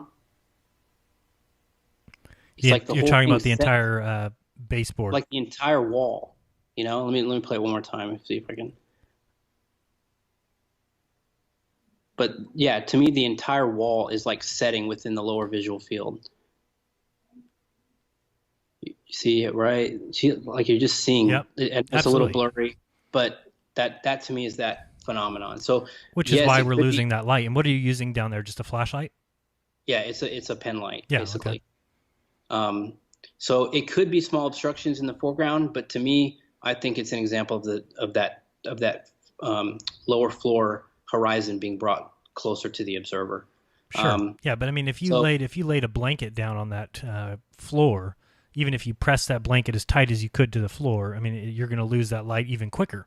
And that blanket may be all of 1/4 inch high. It's just simply going to block it even sooner. Yeah, exactly. So I'm going to try to move through this because I know we're getting short on time. But let's see. So this is just kind of the light examples. I'm just moving myself lower, and you can see how the buildings change, how they ascend to this purple line a lot sooner as I lower my eye height. And that's all I really wanted to say here. But then I wanted to relate it to the beach, right? So now instead of a flashlight, it's a cruise ship, right? And it's moving away. So the same phenomenon is essentially going to occur. A small wave right here could be obstructing this, or my horizon is only a certain distance away, and this thing is already ascended to my purple line within maybe a half mile away, right? That cresting wave was right here already, right? Right. And so this cruise ship, just a half mile away, or let's say it's a mile away now, it's already riding on top of this purple line, right? Right. So what happens with further distance? Well, it's just going to descend within perspective and set, So, and more of it would be obscured by the closer ground. Yeah, or a small wave, right. Like here at a quarter mile away or half mile away, could completely obscure. As this thing got a smaller and smaller and smaller away, a small wave right here could just kind of move above that purple line in your visual field for whatever reason, right. Totally block what was further out. Right, which we see this. I mean, if people have looked at all the videos of the ocean waves, if you're looking across, you can see that crest of water. You might call it swell, whatever you want. You can see it move up and down, which clearly tells you that what you're seeing is much closer. Right. Otherwise, those waves would be 50 feet, 100 feet tall. We know that's not true. Right. Yeah, they're just closer to you. They can be much smaller if they're closer. Have you seen? I'm sure you've seen a lot of the work that Zachary Zabal has done.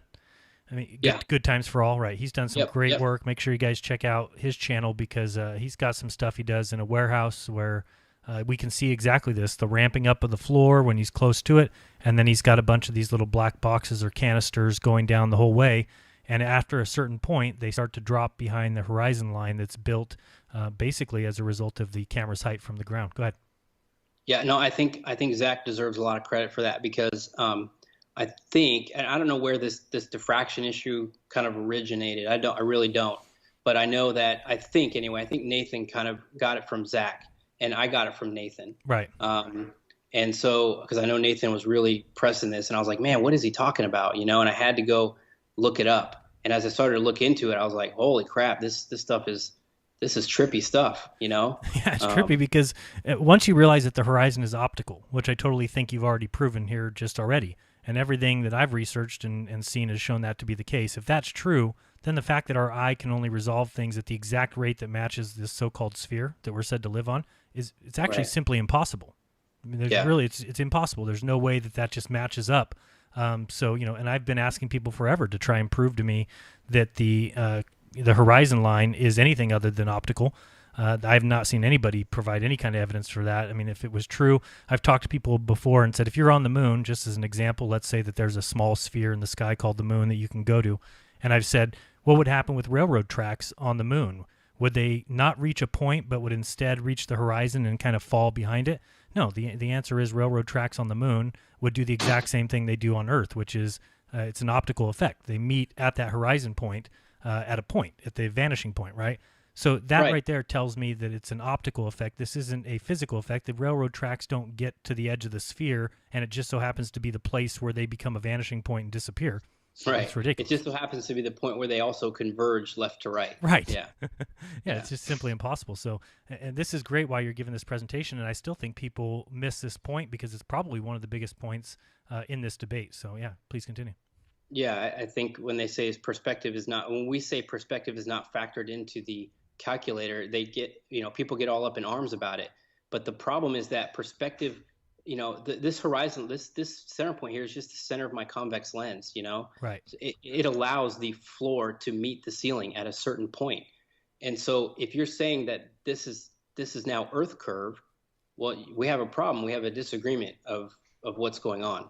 So right. That's why we say it's not factored in, because it is the thing, right? It is the bulge. So my question is, and probably the easiest way that I could prove this to people, and I'll have to ask you because I'm not sure the answer, but if we have a tunnel, and let's say we have a 10-mile straight as an arrow tunnel, okay, and it's got no lights on the inside, so if you're standing at one side of that tunnel, I don't think you'd be able to see the light at the other side of the tunnel. You're 10 miles away. The ground's going to ramp up. The horizon line's going to be created before you ever see the other side of that tunnel. My question would be, if somebody pulled out the very best telescope that there is, would that change? Or Right, that's the question. That's Yeah, the question. and I have that same question. So I think Right. they would if you were able to get the resolution down to a sufficient amount. I think they would.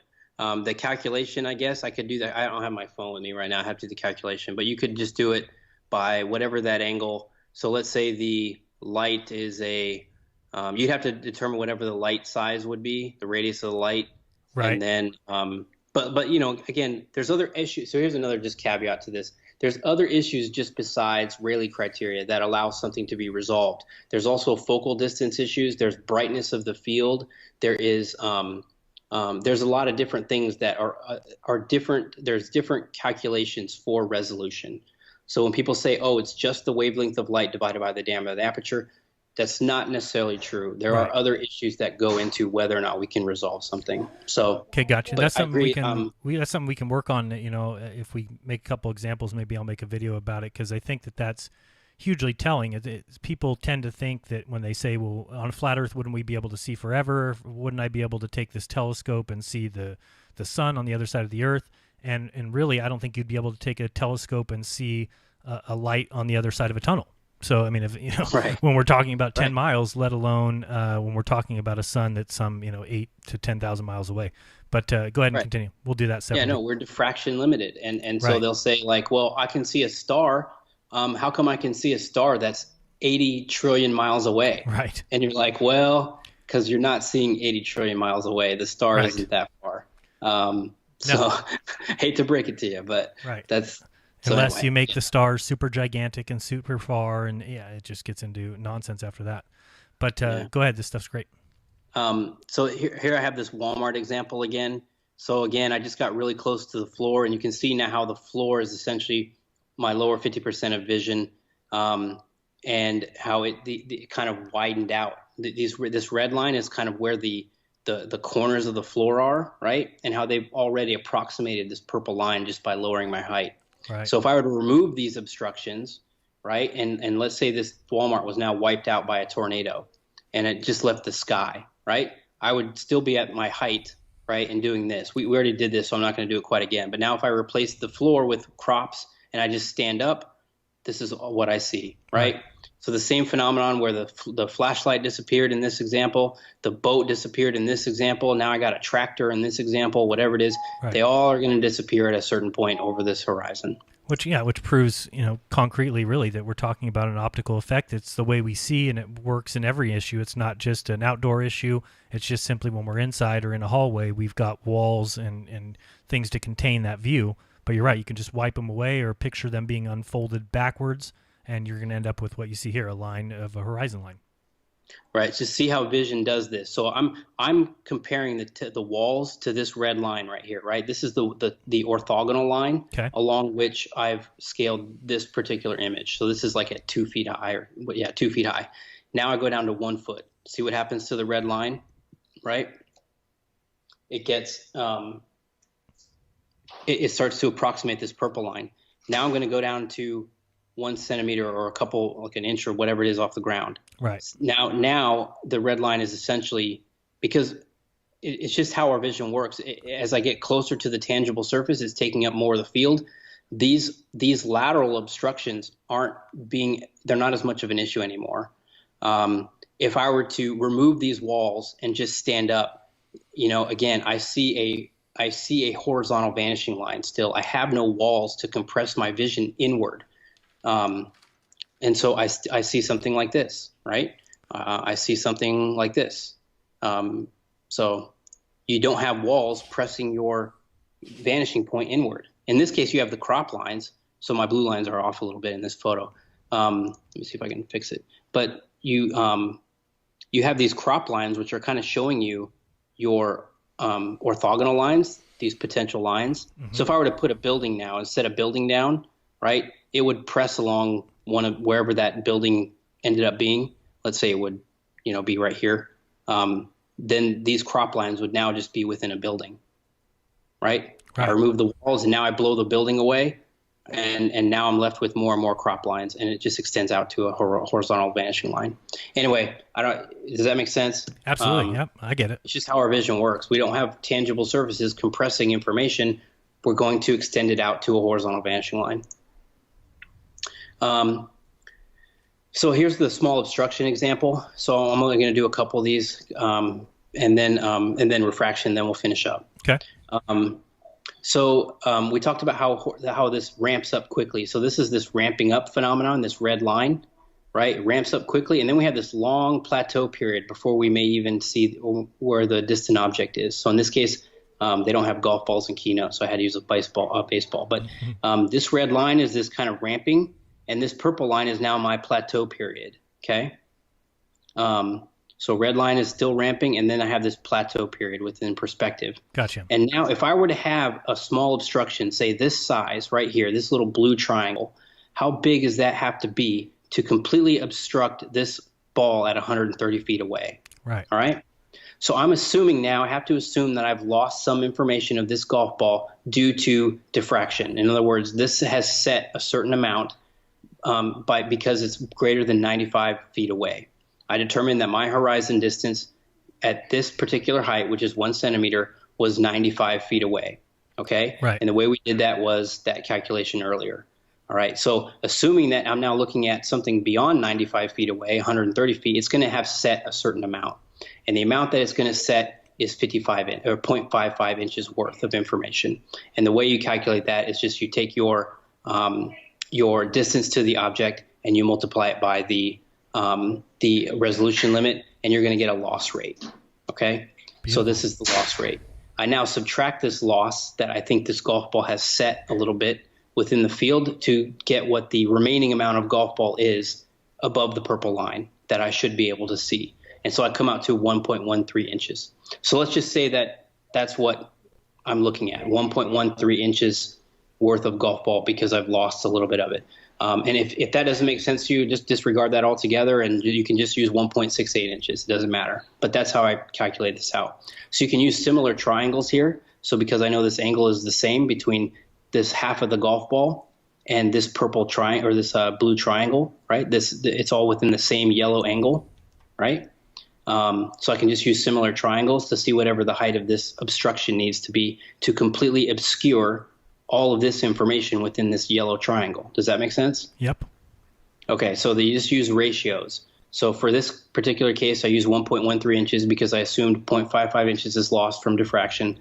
And so I end up with this 1.13 amount. That's this top number here. So that's going to give me, and that is the object across 130 feet.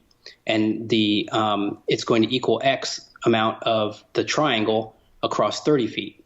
So the example is, for a 1 foot or for a centimeter off the floor, how small does an obstruction have to be 30 feet away to obstruct the bottom half of the golf ball 130 feet away? That's my example. Okay. So the answer is 3 millimeters. Okay. So that's crazy, right? Wow. That's a really small amount to obscure just the bottom half of this golf ball. But if you look at this image in perspective, you could see how something right here, 3 millimeters worth possibly, or let's say even 6 millimeter, maybe a centimeter worth, right? Up to about yay of this golf ball would totally, you can't even see that golf ball. Absolutely. Right? Yep. The light is like barely visible in this photo, and the golf ball, I can't even blow this thing up to find this golf ball sometimes. It's like a dot back here. So that to me, so now I just take this and extrapolate to other examples, right? So now I'm going to say, how tall does something have to be at 60 feet away to obscure something 360 feet away? That is 0.4 inches worth of light, right? So now I'm going to say this light was obscured from a small obstruction in the foreground. How big of a small obstruction?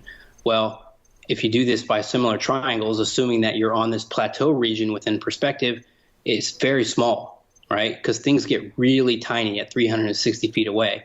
But things at 60 feet away, right, they don't have to be quite as small and to completely obscure that thing in the foreground. So, and then you can take it for a ship example, and you can say, all right, given a 6-foot observer with 1 arc minute of resolution, how big would a wave have to be at a quarter mile away? Now, I probably should have done this at a half mile or even a mile, right? But I did it at a quarter mile, and I probably should, because we saw that cresting wave was at least half about mile. a mile. So a quarter mile might be like somewhere in here. Okay. So this one, I might need to modify this one a little bit, but the take home message is that let's say it's a 3-foot wave, right? I said a 1.5-foot wave would obstruct the bottom half of the boat, but so let's say it's a 3-foot wave. A 3-foot wave would obstruct the bottom half of the boat, right? So Absolutely. a 250-foot tall boat, that's 20 miles away. Right, and that right? doesn't even bring into account if you want to start talking about swell, which the swell is Right. often double digits feet, and you may not be able Right. to see that from the shore, but it certainly would block if you're talking about a swell that's popped out a half mile. Think of how much that would cover easily a 250-foot boat, 20 miles away. But go ahead. And I think Ranty's kind of brought that up recently too, about something called, I think he brought up recently, it's a barotropic tide phenomenon, where there's all these swells within water currents, and underneath, there's different temperatures and different things that cause these bulges within water. Right. So water levels can have kind of an uneven surface to themselves, just like possibly a floor could be uneven. Correct. So. And so then we get into, so that hopefully that's from just kind of a physical standpoint of like how a small obstruction could obscure something further away, because it's just, again, we have this plateau effect within perspective, and things ride along this plateau for a long time before they actually start to kind of set and move away. So something small that's up on that plateau relatively nearby, just like we did that cresting wave example, something tall enough to go above the purple line in choppy water or whatever would totally obstruct something further away easily. And it doesn't have to be a curved surface, right? So you don't have to invoke curvature for that phenomenon. That's just a normal everyday aspect of vision. Right. So Dr. John D, I know you're aware, so he's done some great stuff, and I got a lot of my refraction stuff from him, and kind of how he's done a lot of these, and you've done a lot of laser stuff too, where and I don't know if this is maybe what happened when you did your experiment, or you saw that things got obscured, or whether or not the bushes were in the way or whatnot. I don't know, but it's possible too that because you were near now I will say that body of water is relatively small that you were next to, right? Yeah, for the most part. But I don't know, I think the water emits, in general. It does absorb a little bit during the night, but for the most part, water is an emitting thing. It has a large specific heat, or it has the specific heat of water allows, the trapping of a lot of heat.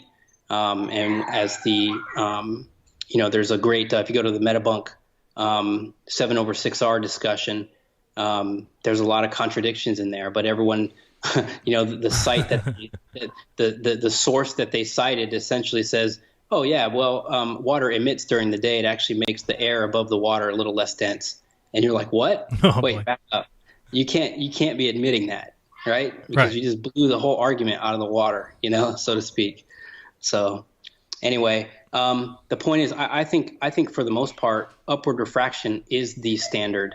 If you were to say that there was a standard refraction, I say that in general, the optical density of something increases in height. And I think we're kind of coming to terms with that with some of these observations. So that's what I kind of want to bring into next, and I'll try to get through it as quick as I can. But this is from the Stephen Hawking episode, right? And so I know you've seen this before, where they have the boat and the 3-mile laser, right? Oh, yeah. Okay, so, and he goes to 3 miles, and he's like, oh, look, it just happens to be 6 foot above, above the water surface, Right. Not taking into account the fact that this laser is like a good 1.5 at least off maybe 2 feet above the water level, Yeah, So I think it's two should be 2.5 feet. I think they have it at 31 inches, and they never level it to start with. But yeah, Right. go ahead. No, it's full of holes, but Yeah, but what you can see here is, if you go back to Dr. John, so you can see how you can see kind of this upward refraction phenomenon. So during this video, I caught this kind of same effect going on, right? for a split second within the frame. So I freeze captured it or whatever. And but to me, this is just upward refraction. So their version of what's going on in this thing is that the Earth is falling away from you, right? The water is bending down, right? And this boat has sunk down across the water. This laser is straight, and that's why it's risen up, right? Right.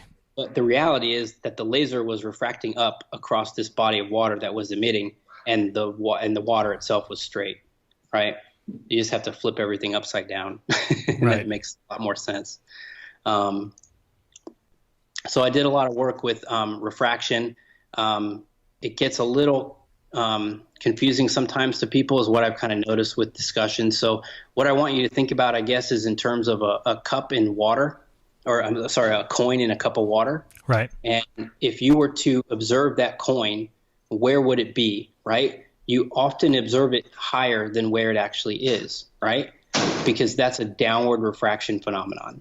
As that light is leaving that coin and it travels through the water and it hits the air, it bends towards your eye, okay? And when your eye receives that light, it straightens that out and creates the false impression that that coin is higher than it is. So that's all refraction is your eye or your camera assumes straight lines, right? It assumes that the light that is reaching it is a straight line. But we know that the light doesn't travel in straight lines. It travels through these different gradients of density, optical density. And so when you come to terms with that, you realize that images can move within a field quite a bit. And so I did a lot of analysis on Red Pill's footage. He has some great stuff, and Ranty has some great stuff. And even I threw in some Soundly stuff. So I'll kind of go over that quickly here. The main thing is that if upward refraction is a phenomenon, and I think it is the primary standard phenomenon over water, especially during the day, then all of these effects to me are examples of that. Bending bridges, bending power lines, compression of floors, images being brought a little bit lower than they naturally are all examples of upward refraction. And so when this upward refraction is somewhat gradual, then the compression of those aspects is gradual. If it's abrupt, right, so I have this density gradient really rapidly diminishing, well, then you can get this differential floor compression phenomenon. And Ranty's shown some boat compression issues. And this kind of compression issue to me is just a rapidly dissipating optical density, or rapidly increasing, let's say, right? It's increasing in density. Mm-hmm. In other words, the air above the water is a lot warmer than the air as it moves up. And we know that to be the case, right? Temperature does get lower with height. And temperature is by far the largest factor within refraction. So this is from Ranty. So Ranty, he did this somewhat inadvertently, but what he did was on one day, he was capturing some footage, and he just, from a really quick point in time, he went from a 4-foot elevation to a 9-foot to a 14-foot elevation, okay, within a very short amount of time, all right? And on another day, he was doing a time lapse from roughly the same area, and he set his camera down at 4 foot, okay? And he just let it roll for, I think, 2.5, 3 hours, and the tide was coming in. But what you see and what I did with the yellow lines is I'm just doing the center of frame. Where's the center of frame for his camera? Gotcha. And I standardized it to the corners of each. So you can't see the corners here, but they're put to the corners of each frame, where you can get the central vanishing point of each frame. And so you see this mirror line, horizon line, right, or this inversion point is low over here, and you have X amount of lighthouse right here, right? And throughout the day, as the water is, you get kind of less upward refraction phenomenon occurring. That's what I think is happening anyway. This thing rises to a more stable position, and it's lower when you have more upward refraction to begin with. So the reason I say that is because, so if you look at these two images, right, the 14-foot elevation is almost the exact same thing as this 4-foot elevation at 9:30 a.m., right? This 4-foot elevation is the same thing as this 4-foot elevation at 10:15 a.m. This 9-foot is the same, right? So the entire image was brought up throughout the day, Right. right? So, and you can see the lighthouse here. The lighthouse, the mirror inflection, the inflection point kind of is down here, right? And here's the yellow line. And as throughout the day, it gets higher within the frame. So, so Travis from The Plain Truth, he just did this one recently. And I thought this was awesome. So he did a still, and this is also a time lapse. The camera's not moving at all, right? It's set there. It's not moving. He takes a still shot at a certain time frame and then just watches this thing move. And so when you look at his video, and the link will be in the description, you'll see how this entire thing moves downward within the frame, right? And so this is him just taking another still shot, or this is actually, I think I still shot at his video at this point when it was low down, right? So you can see how an object bodily moves just from refraction phenomenon within a time lapse, right? And look at this one; it's even more dramatic, right? So this was a still shot when he reoriented his camera, and then he allowed it to time lapse as it went down, right? And this one went all the way down here, right? So just show. Have you ever seen the Skunk Bay footage, the Skunk Bay time lapse? Oh yeah, definitely. Right. So you can see how just throughout a day, like stuff can move a crazy amount. So for anyone to to say like, oh, I made this observation over water and look how much is cut off, and that's and how much is visible, and that's proof of X, Y, Z. That's crazy, right? You're just taking a snapshot of a point in time. If you were to sit there and set your camera up, you would see the amount of refraction that's going on. Right. So this is some really cool stuff here. So Red Pill, I encourage everyone to look at this video. So in early January of 2019, and he'd been taking this footage of this condominium for several months, right? And he's trying to get this lighthouse, but he just so happened to pan over to this condominium each time, in each of these times he went out. And so what I was able to do is I was able to grab this nearby tree line and standardize these images against one another, right? Because he had roughly the same observer height for each one of these times he went out, okay? Right. And so in January, he caught this footage here, which is this third image over. And you can see where the apparent horizon line is, roughly 6 foot observer across the way. And the reason I say this is because it's also this image down here. So I just drew my purple line. It's roughly where his height would be. Gotcha. 14, 15 miles across the water where this condominium complex is. And so I was able to use that as kind of a standard, and as, compared to this tree line. Now, how do these other images on these other days stack up against that?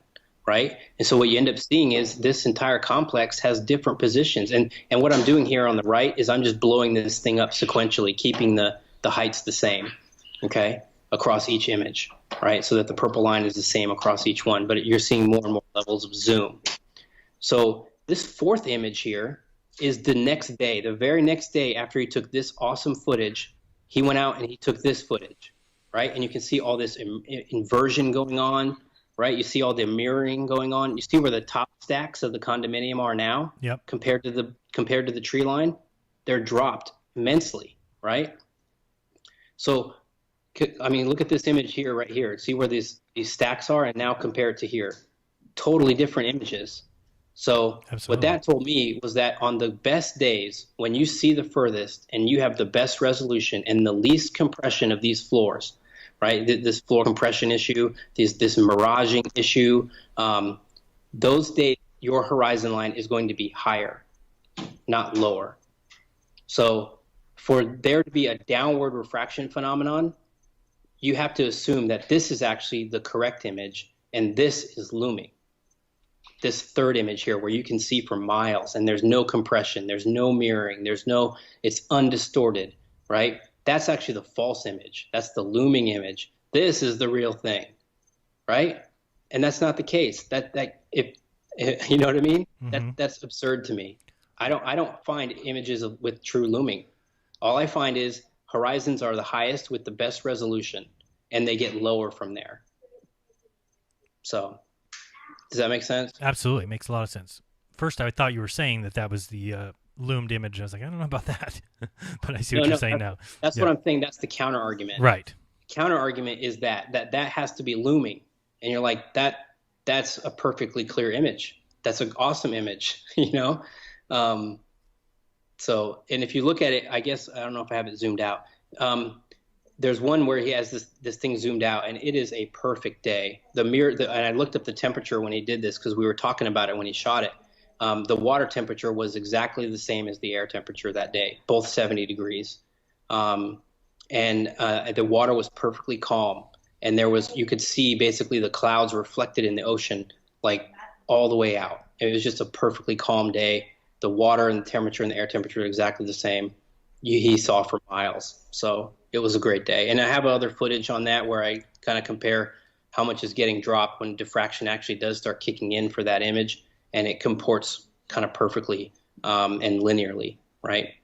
So anyway, you can check out that. That's in part 4 of my video series, and you can check out Red Pill stuff. It's in the video links in the descriptions. Really quickly, the Lake Pontchartrain stuff. So you can standardize these power lines with an orthogonal line, right? So you can look at this point along the Pontchartrain power line, and you can look at this one and this one and this one. So you can eliminate kind of height discrepancies by lining them up in this way, or at least making sure that when you're comparing two images that the horizontal orthogonal line crosses the same point on the power line within the two frames. That's going to eliminate height discrepancy issues between two images.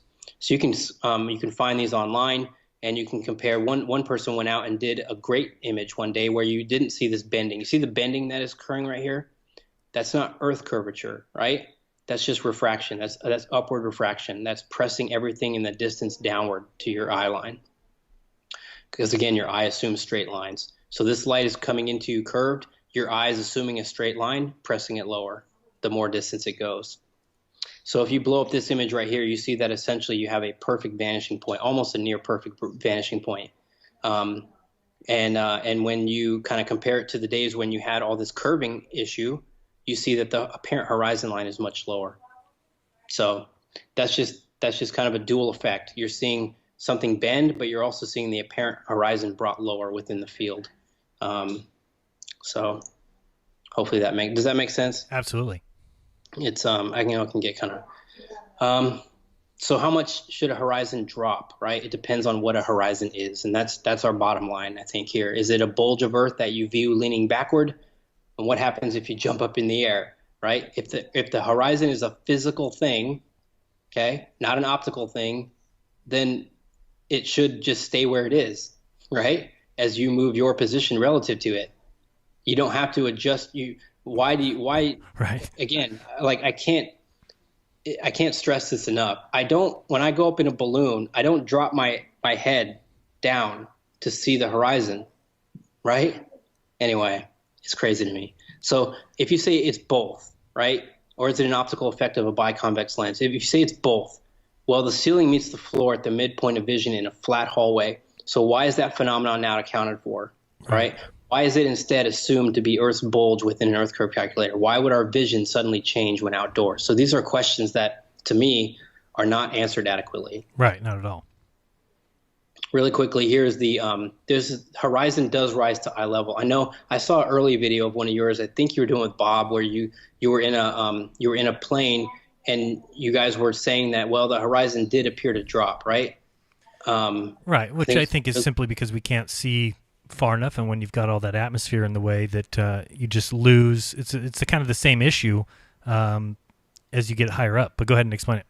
Well, yeah, I think you'll like this. So I've been. This is the. I said two things kind of kicked it for me that this is a flat plane. Right. The second one was that Earth curve calculator. It just doesn't make any sense. That's not how we see the world. This is the first one. So when I was getting into flat Earth on my way to the cruise or back from it, I can't remember, but I taped my phone to the window, did the whole thing, and I'm like, man, it stayed there the whole way from 300 feet up to 30,000 feet. It stayed the same, right? Here we are at 35,000 feet, whatever it is, and here I am down, near the tarmac or whatever. Right. I'm like, wow, it did not drop the way I would think it would. So I then went on another plane, ride, and I did have it drop. And I was like, man, what's going on? So you can see in this footage here, and I standardized the kind of the frames of the window, right? And I'm like, sure enough, you can see this amount of sky here, right? and this amount of sky here, and this amount here, and sure enough, the horizon looks to have dropped, right? So it's kind of disheartening a bit. I was like, man, how come I get it on some planes and I don't get it on the others? So then I saw a video that Wolfie did where he was comparing the wingtip rise. The wingtip was then used as a marker, right, to show where the horizon was. And he was saying that that's proof of drop. Now, he said, well, wingtips rise, and I've accounted for that and blah, blah, blah. Right. But what he didn't really account for, and what I noticed one day when I was looking at this image again, is that look at what the markers on the wings do as you go up in height, right? Do you see what they're doing? Yeah. They're getting closer to you, right? So as your distant horizon is dropping, your wings are getting closer to the window. Wow. Okay?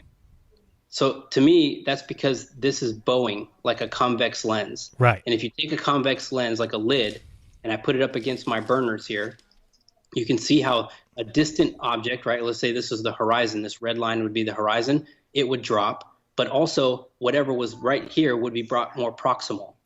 Interesting. So yep, absolutely. It's like a dual effect. So I noticed it in Wolfie's picture too, where I put the markers when he was on the tarmac. I marked these. You can see this kind of this, what do you call it? Just kind of this dark smudge area on the wing right here, right? And my red arrow is kind of pointing to near where the wing flaps are. Gotcha. It's just below that dark smudge. Okay. And now look at him when he's at 30,000 or 40,000 feet, where that dark smudge is compared to the window frame. Wow. Right? Yep. Everything has been brought, that's like a good 3 or 4 feet inward towards you, right? Right. And so, and that's why I think you're getting this horizon drop issue. Now, my other thought was, okay, what if the wing is rising within the field of view, right? And that's why it's apparently being brought closer to you, right? Right. Does that make sense? Yeah. So I was like, what about that? Right. Well, so I looked up a bunch of cool. wing flex, videos and everything. And what you notice when you compare these two images is that the proximal wing, right, from the engine, about yay, does not flex, right? But after that, all the flex is here in the outer aspects of the wing. Okay. And that makes sense. This thing can't flap like a bird. Right. You know what I mean? You want your engines flapping around. Most of the flex is all here in this distal aspect of the wing. Correct. So when we're looking at images that are, relatively close by to us, that's not flex of the wing that's bringing it, 3 or 4 feet. That's almost a whole flap length that's been completely obscured by this lensing effect. So, and I noticed it in my imaging here too, right? So here's this flap marker, and as I went up in height, it got closer to me. Okay. So that's just food for thought. I think that's kind of what's going on. I don't know which pane is flexing. I looked up the panes, and there's 3 panes to a window. The first one is usually that inner plastic one. It's kind of protective. The second one is like a middle layer. It's what's subject to cabin pressure. And then the third one is the outer pane, kind of subject to the outer elements. Right. And so which one is flexing? I would think it would be that middle pane. I wouldn't think the outer pane would flex as much because it would create like a stress issue for the cabin. Right. But I could see how this middle layer could totally flex outward, and it would get increasing in height. So as cabin pressure went up, the higher you went up in altitude, this would bow out a little bit more, create more of a lensing effect. So it would make the horizon appear to drop, and it would bring the wing proximal to you. But it's just lensing. It's not actually the horizon dropping. So that's just food for thought, I guess. I thought it was kind of cool. But Absolutely. My point was, too, if you don't see this effect, so one of these times I did, you got to be sitting next to a wing, but I did it, and I'm like, okay, the wing definitely did not move proximal to me during the whole flight. Well, guess what? Then the horizon didn't move a bit either. Right. So, all right. One of the last issues here is this, and I don't want to get into this too much other than it's a point of contention right now, I guess, within the community is what is an inferior mirage really? I think of it as just a very less dense area of air. That it's so less dense, I guess is not the right grammar, but it's to the point where it creates a reflection. And all that is it's something called a total internal reflection. And light is going to refract a certain amount when it goes from more dense to less dense. And this is upward refraction right here, right? When you have this less dense layer over the water, this light is refracting upward to your eye, okay? Gotcha. Now, as the light gets more and more shallow and the incident angle gets kind of flatter as it moves towards the observer, right? It's coming at you now at more of an angle parallel to the surface layer. It's going to reach a certain point called the critical angle. And once it reaches that critical angle, it essentially skips off the layer, okay? So instead of going through the layer, it skips off of it and returns at the same angle at which it entered. So this is called the reflected angle, and it's the same as the incident angle. And so that when it does that, it's just a reflection, and it's called a total internal reflection. So when you see this in water, right, so the water is more dense, then you have the less dense area of air above it. You'll see like the famous one is like this turtle, right? You're seeing this kind of inverted turtle in the water line. And that's because you're seeing the reflection of the turtle if you're underneath the water. But the same occurs if you have a density gradient in the air. And instead of water, it's just more dense air. The same would occur, but in reverse. And that's what I think is occurring with a total internal reflection. Or as a total internal reflection with an infrared mirage. There are other theories that it could be just the roughness of the water creating a shimmering or kind of effect. I don't have a problem with that necessarily, other than I don't like the way when Wide Awake showed he did some great footage. I don't like it just from a conceptual standpoint that this boat, as it moves away from you, this mirage actually moves up within the boat itself, right? Yeah. And to me, the reason is because it's getting encompassed kind of by this less dense medium as it moves away. The other point I wanted to make about this is that when you view this guy right here, right? This guy is 6 feet off the water. What is he going to view when he turns into 1 point perspective? He's going to view the water line at his eye line, right? Because that's how perspective works. It rotates the floor to meet the ceiling. So this purple line is going to have water all the way below it, even though we know there's a 6 foot gap between you and the water. Absolutely. Does that make sense? Absolutely. Yep. Right. So now I fill this gap up with dirty air or junky air. We'll call it this really less optically dense air, warm air. And now a boat's traveling away within it. Well, what we would see in perspective is the same thing. This purple line is still going to represent the water line far away, right? And this boat's going to start to actually ascend within this layer. But it's just ascending within water. It's not floating in air. Right. Okay. So I hope that makes sense. Absolutely, yeah. Talked about that many times. To me, it gets enveloped within this layer as it moves away. So you see where the mirror line is on this boat is kind of down when it's close, and then it gets a little higher on the boat, and then it's a little higher on the boat. To me, it's because you're moving. It's just the refraction layer is a little bit less towards the top, or this reflection issue is a little bit less towards the top aspects of objects than it is towards the bottom. And because it's a little bit more warmer near the bottom of the air than it is as it moves up in temperature. That's the only thing I can say about it. People, feel free to make up your own opinions on what you think the infrared mirage is. I don't really want to get into it more than that because I don't know that it's a super critical point. As long as we agree that the purple line is going to have water below it. Now, I know some people have said that this blue line, where the apparent water line is, where you can still see water, is the horizon. And that this is dirty air that's just blocking what you normally would see on the boat. Yeah, no, I don't think so. That's the case. And here's the reason, is because where is this blue line within perspective, right? It's actually really close. Really close, yeah. And if you're looking at 3 miles, it could be a mile away. It's exactly right. So we did that example with the cresting wave. Right. And I've done the calculation I took a bunch of infrared mirage photos and kind of looked at, and when they were zoomed out, where that line actually is. It's very small, but it seems to occur within about this 128x to 256x compression area, all the way up to the purple line.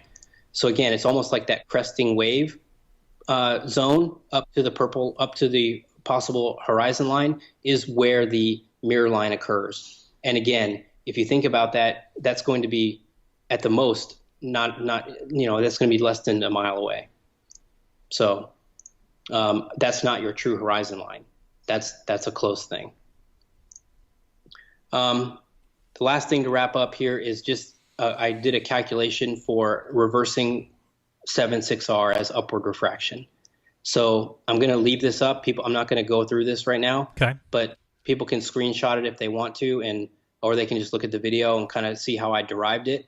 Essentially, all I did was, this is how a 7.6R is purported to be. Think of it in terms of 8 inches per mile squared, right?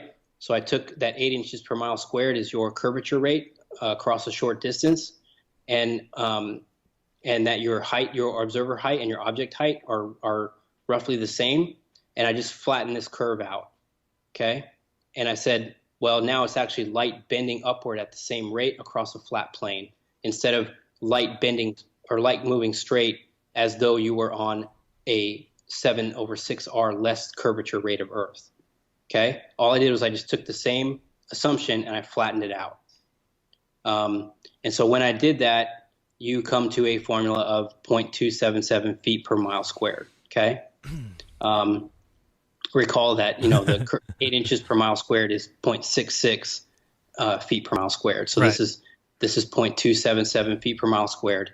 And you can do this for a ton of different heights. It works the same. The reason it works the same is because for every 6 foot worth of whatever your height is, you're just reducing this clock tower as 6 foot intervals all the way. So as a whole, it's still going to compress at the same rate. Exactly. And so observer height doesn't really come into play as much with this formula. But what's amazing, and I also assume that they didn't know about diffraction loss, and it was included in whatever they used to get 7/6R refraction. And I've tried to find where they got this from, other than, oh, well, it's 14 to 16% refraction rate. Well, of what? Like, I'm assuming they did observations. Okay. We hope. Otherwise I can't find where it's from. So I'm assuming it's from observations and looking at how much of something was cut off, or in their opinion, brought up, loomed up. Right. More than it should be. And then that's how they got this 7/6R. So I take that as they actually did the opposite of what they should have been. It wasn't being loomed up. It was being brought down by upward refraction. So when I make that assumption and I get this formula, then we can analyze a lot of different contentious things that are brought up in the forums a lot. So this is an example of the Kima Lighthouse in Texas. This was the links are in the description for all these folks. So when you do this calculation for this, you can see if this is being upward refracted and brought down lower within your visual field more than it should be, 84 feet are missing. And if you do a blink test, which again, I don't encourage, but if you're going to do it, you find that that's almost exactly the amount. Each one of these stripes is 20 feet. So if you do it for the CN Tower example, so again, it's 275 feet missing for this particular image, because this image is always shown as well. Like, how come the bottoms are missing? Well, Rogers Center is 282 feet. We're different by 7 feet, right? Wow. Blackpool Tower in England, 30 miles away. Same thing, 264 feet should be missing. Blackpool Tower is 518 feet. It corresponds to roughly half the tower. That's how much we're missing. Possible loss for the Willis Tower, same thing. This one was seen across 55 miles away. Keep in mind, so I know you have this for, it's not a mirage, right? All that stuff. Keep in mind, you shouldn't see any of this. Right.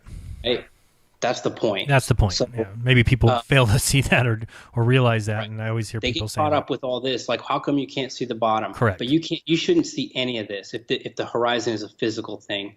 So I just reversed the calculator and made it upward refraction instead, assumed a flat plane, and you get a much different formula and a much more reliable calculator, in my opinion. Seems accurate.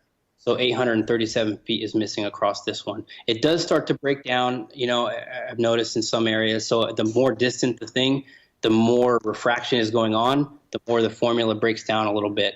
So this is the last one here. This is Conspiracy Cats one about the Mount Rainier Peak versus Mount St. Helens. I don't want to go into this. I know we're getting late, but the main thing here is that whether or not this is a perspective issue alone or a refraction issue. And I kind of go to the point where I don't think it's a perspective issue, because Mount Rainier is twice as big as Mount St. Helens and is twice as far away. It should be roughly the same angular size. And so if you were to reduce your height all the way down to sea level or the base of the mountain, these two blocks, right? If the yellow block is twice as far as the gray block, but in orthographic view, they're exactly the same size. Right. Angular size wise, this yellow block is actually going to be the same size as the gray block because it's twice as big and it's twice as far away. It therefore is the same angular size. Okay. Right. So to me, then I was like, well, that should not account for Mount Rainier being shorter than Mount St. Helens. So is there a refraction in the distance pushing this peak down a little bit within our visual field? So I did some searching, and you can see that from this point, there's a large body of water between the two. And so to me, that's possibly what's causing some turbulence in the air, creating a bit of a refraction behind Mount St. Helens, but before Mount Rainier. And so when I do the calculation that way, I come out with 2,966 feet loss versus what we see in the picture of 3,580. So I'm off by about 500 feet. So again, the greater the distance, though, the more the refraction issues, not only just over water, but just air in general.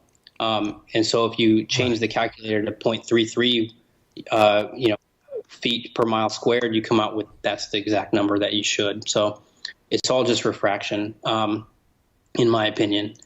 And then the last part here, so I keep saying last part, but this whole personal dome issue and why we see angular size issues with the sun or why we don't see angular size issues with the sun.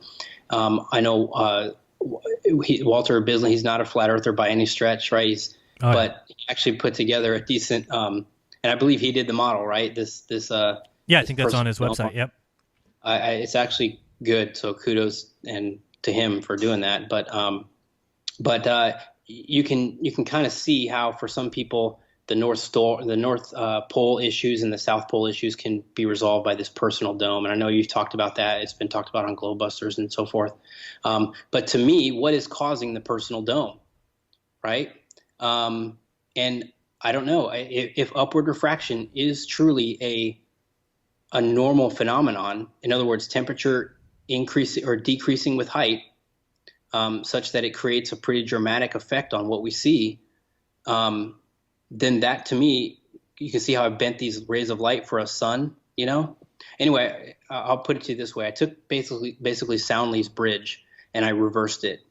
So what would you see if the bridge was now high up in the sky and moving away from you, but your light rays were getting bent to the observer in an upward manner? Mm-hmm. You would see the bridge essentially bent down to your eye line.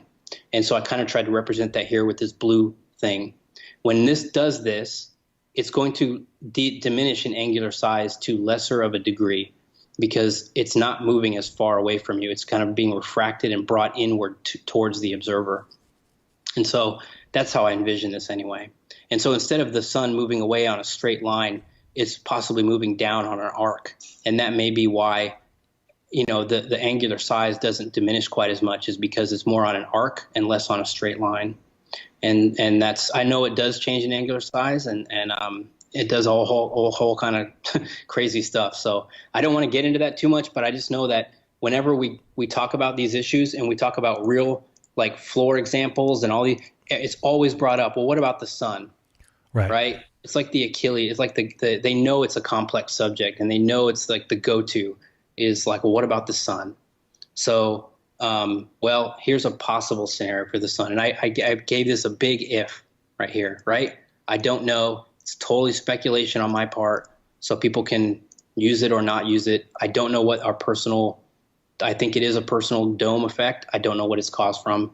This may be part of the formula. I don't know. So again, this is the overall argument. Things can disappear with distance due to a variety of things. And I saw someone debating the other day, well, first it was perspective, then it was diffraction, then it was refraction, then it was obstructions. Which one is it? And they were getting frustrated, right? Well, to me, the answer is it's all of these things, Right. or it can be any one of these things, or it can be a combination of these things. And the issue is complicated. And I think all of these things have a very plausible explanation. And I hope I've imparted that to people, that each of these things has a very a simple way of creating this obstruction issue that we see. So again, so what is this? That's my main point of the presentation, right? Is it this, right? The bulge of Earth set across a straight eye line? Or is it more something like this, like we see in every hallway or in every example of perspective that we know of? And so, again, this is the take home to me. Things get smaller as they move away. Your horizon rises to eye level. You do not continually shift your eye level downward to see a falling horizon, right? All these Earth curve calculators. So, and again, I'll just kind of close it out here. We don't know it all. We may never know it all, and that's okay with me. And to me, our knowledge of what we're supposed to see of this world is guarded in the end. I don't think we're supposed to kind of become immortal mini gods ourselves. Right. I think we're supposed to kind of figure this out by more of faith and not trust in ourselves. And so that's how I go through my life. So I hope I've imparted that a little bit on people too. The biggest thing is for me is if you realize the Earth is flat, then just realize that we are here for a limited time, and you are quite possibly a being of some kind that could live for a very long time beyond this lifetime that we know. And if you believe that to be the case, then you got to make the most of every minute you have, because again, life is short for while we're here. Choose your actions wisely. I agree. All right, and for as far as the super chats, we got a super chat from Ruhif, who said, "I'd love to have a hangout with Travis. Hit me up." We got Tim Drake, who said, "Israel hell." Thank you very much for that. The Mind of God sent one, and Simon Hart. So thank you guys for those super chats. I do appreciate it. Yeah, that was an excellent presentation tonight. I want to thank Travis so much for joining me and presenting for us. An amazing amount of information that is, I don't know, in my opinion, of the utmost importance to anyone who's even, trivially looking into these topics. And it's not easy because socially you will be ridiculed, you'll be made fun of, and, this has been the defense against flat Earth for as long back as anyone can imagine. By putting it in the mainstream as idiotic, as an ancient desert wandering belief, they've effectively steered any kind of real research, any real testing, any real questioning from ever being even considered. So, showing Israel crashing on their attempt to land on the moon today is just another way to try and show flat Earth research as idiotic. How do these people question the shape of the Earth when Israel crashed on the moon? They need spherical coordinates. They need mathematics. Or the craft would never get there. Would never make it to the moon. So there's basically a concerted effort against looking into this line of research. Everyone's noticed it. It's as obvious as day. The joint efforts of Nat Geo, the History Channel, BBC. Brian Cox has actually said that, to his knowledge, no person has ever thought that the Earth was flat. And people gobble it up. They believe that. So when you see a presentation like this, I really hope that you start to see why they don't want you looking into this. Because there are other explanations. Just like Travis said, there are better explanations. Explanations which take reality into account, take optics into account, and not try to explain the world to you mathematically with no regard to any kind of experiment or testing, and just simply, you better believe it because math is reality. This is the way it is. Simple equations like those involved in relativity, the bending of theoretical space-time, they're all equations built by these men with no way to prove that they have basis in reality. So what Travis did tonight is show how the math involved matches reality. So excellent work by Travis. Travis, any final words for the audience or where they can find and support your work? No, I just say, check out the videos if you want a little bit more in depth. I think the video number 4 of the series of 6, I go into a lot of stuff I think that wasn't really covered here as far as like refraction and really looking at Red Pill's footage.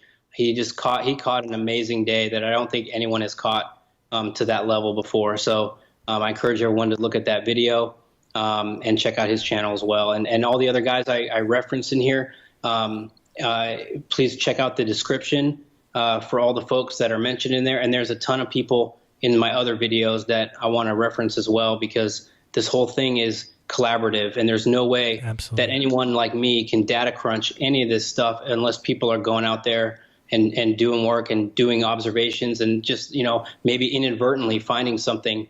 Those are the best observations sometimes. And don't be afraid of any observation, because I think we know the truth. So every observation is a good observation, in my opinion.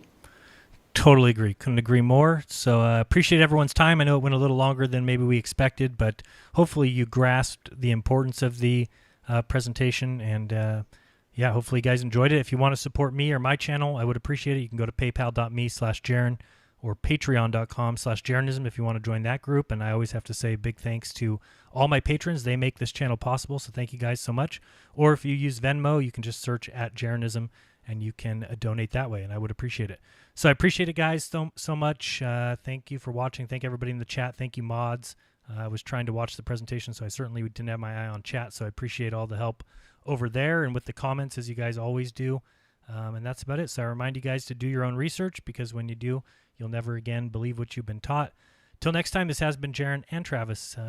Till next time, peace.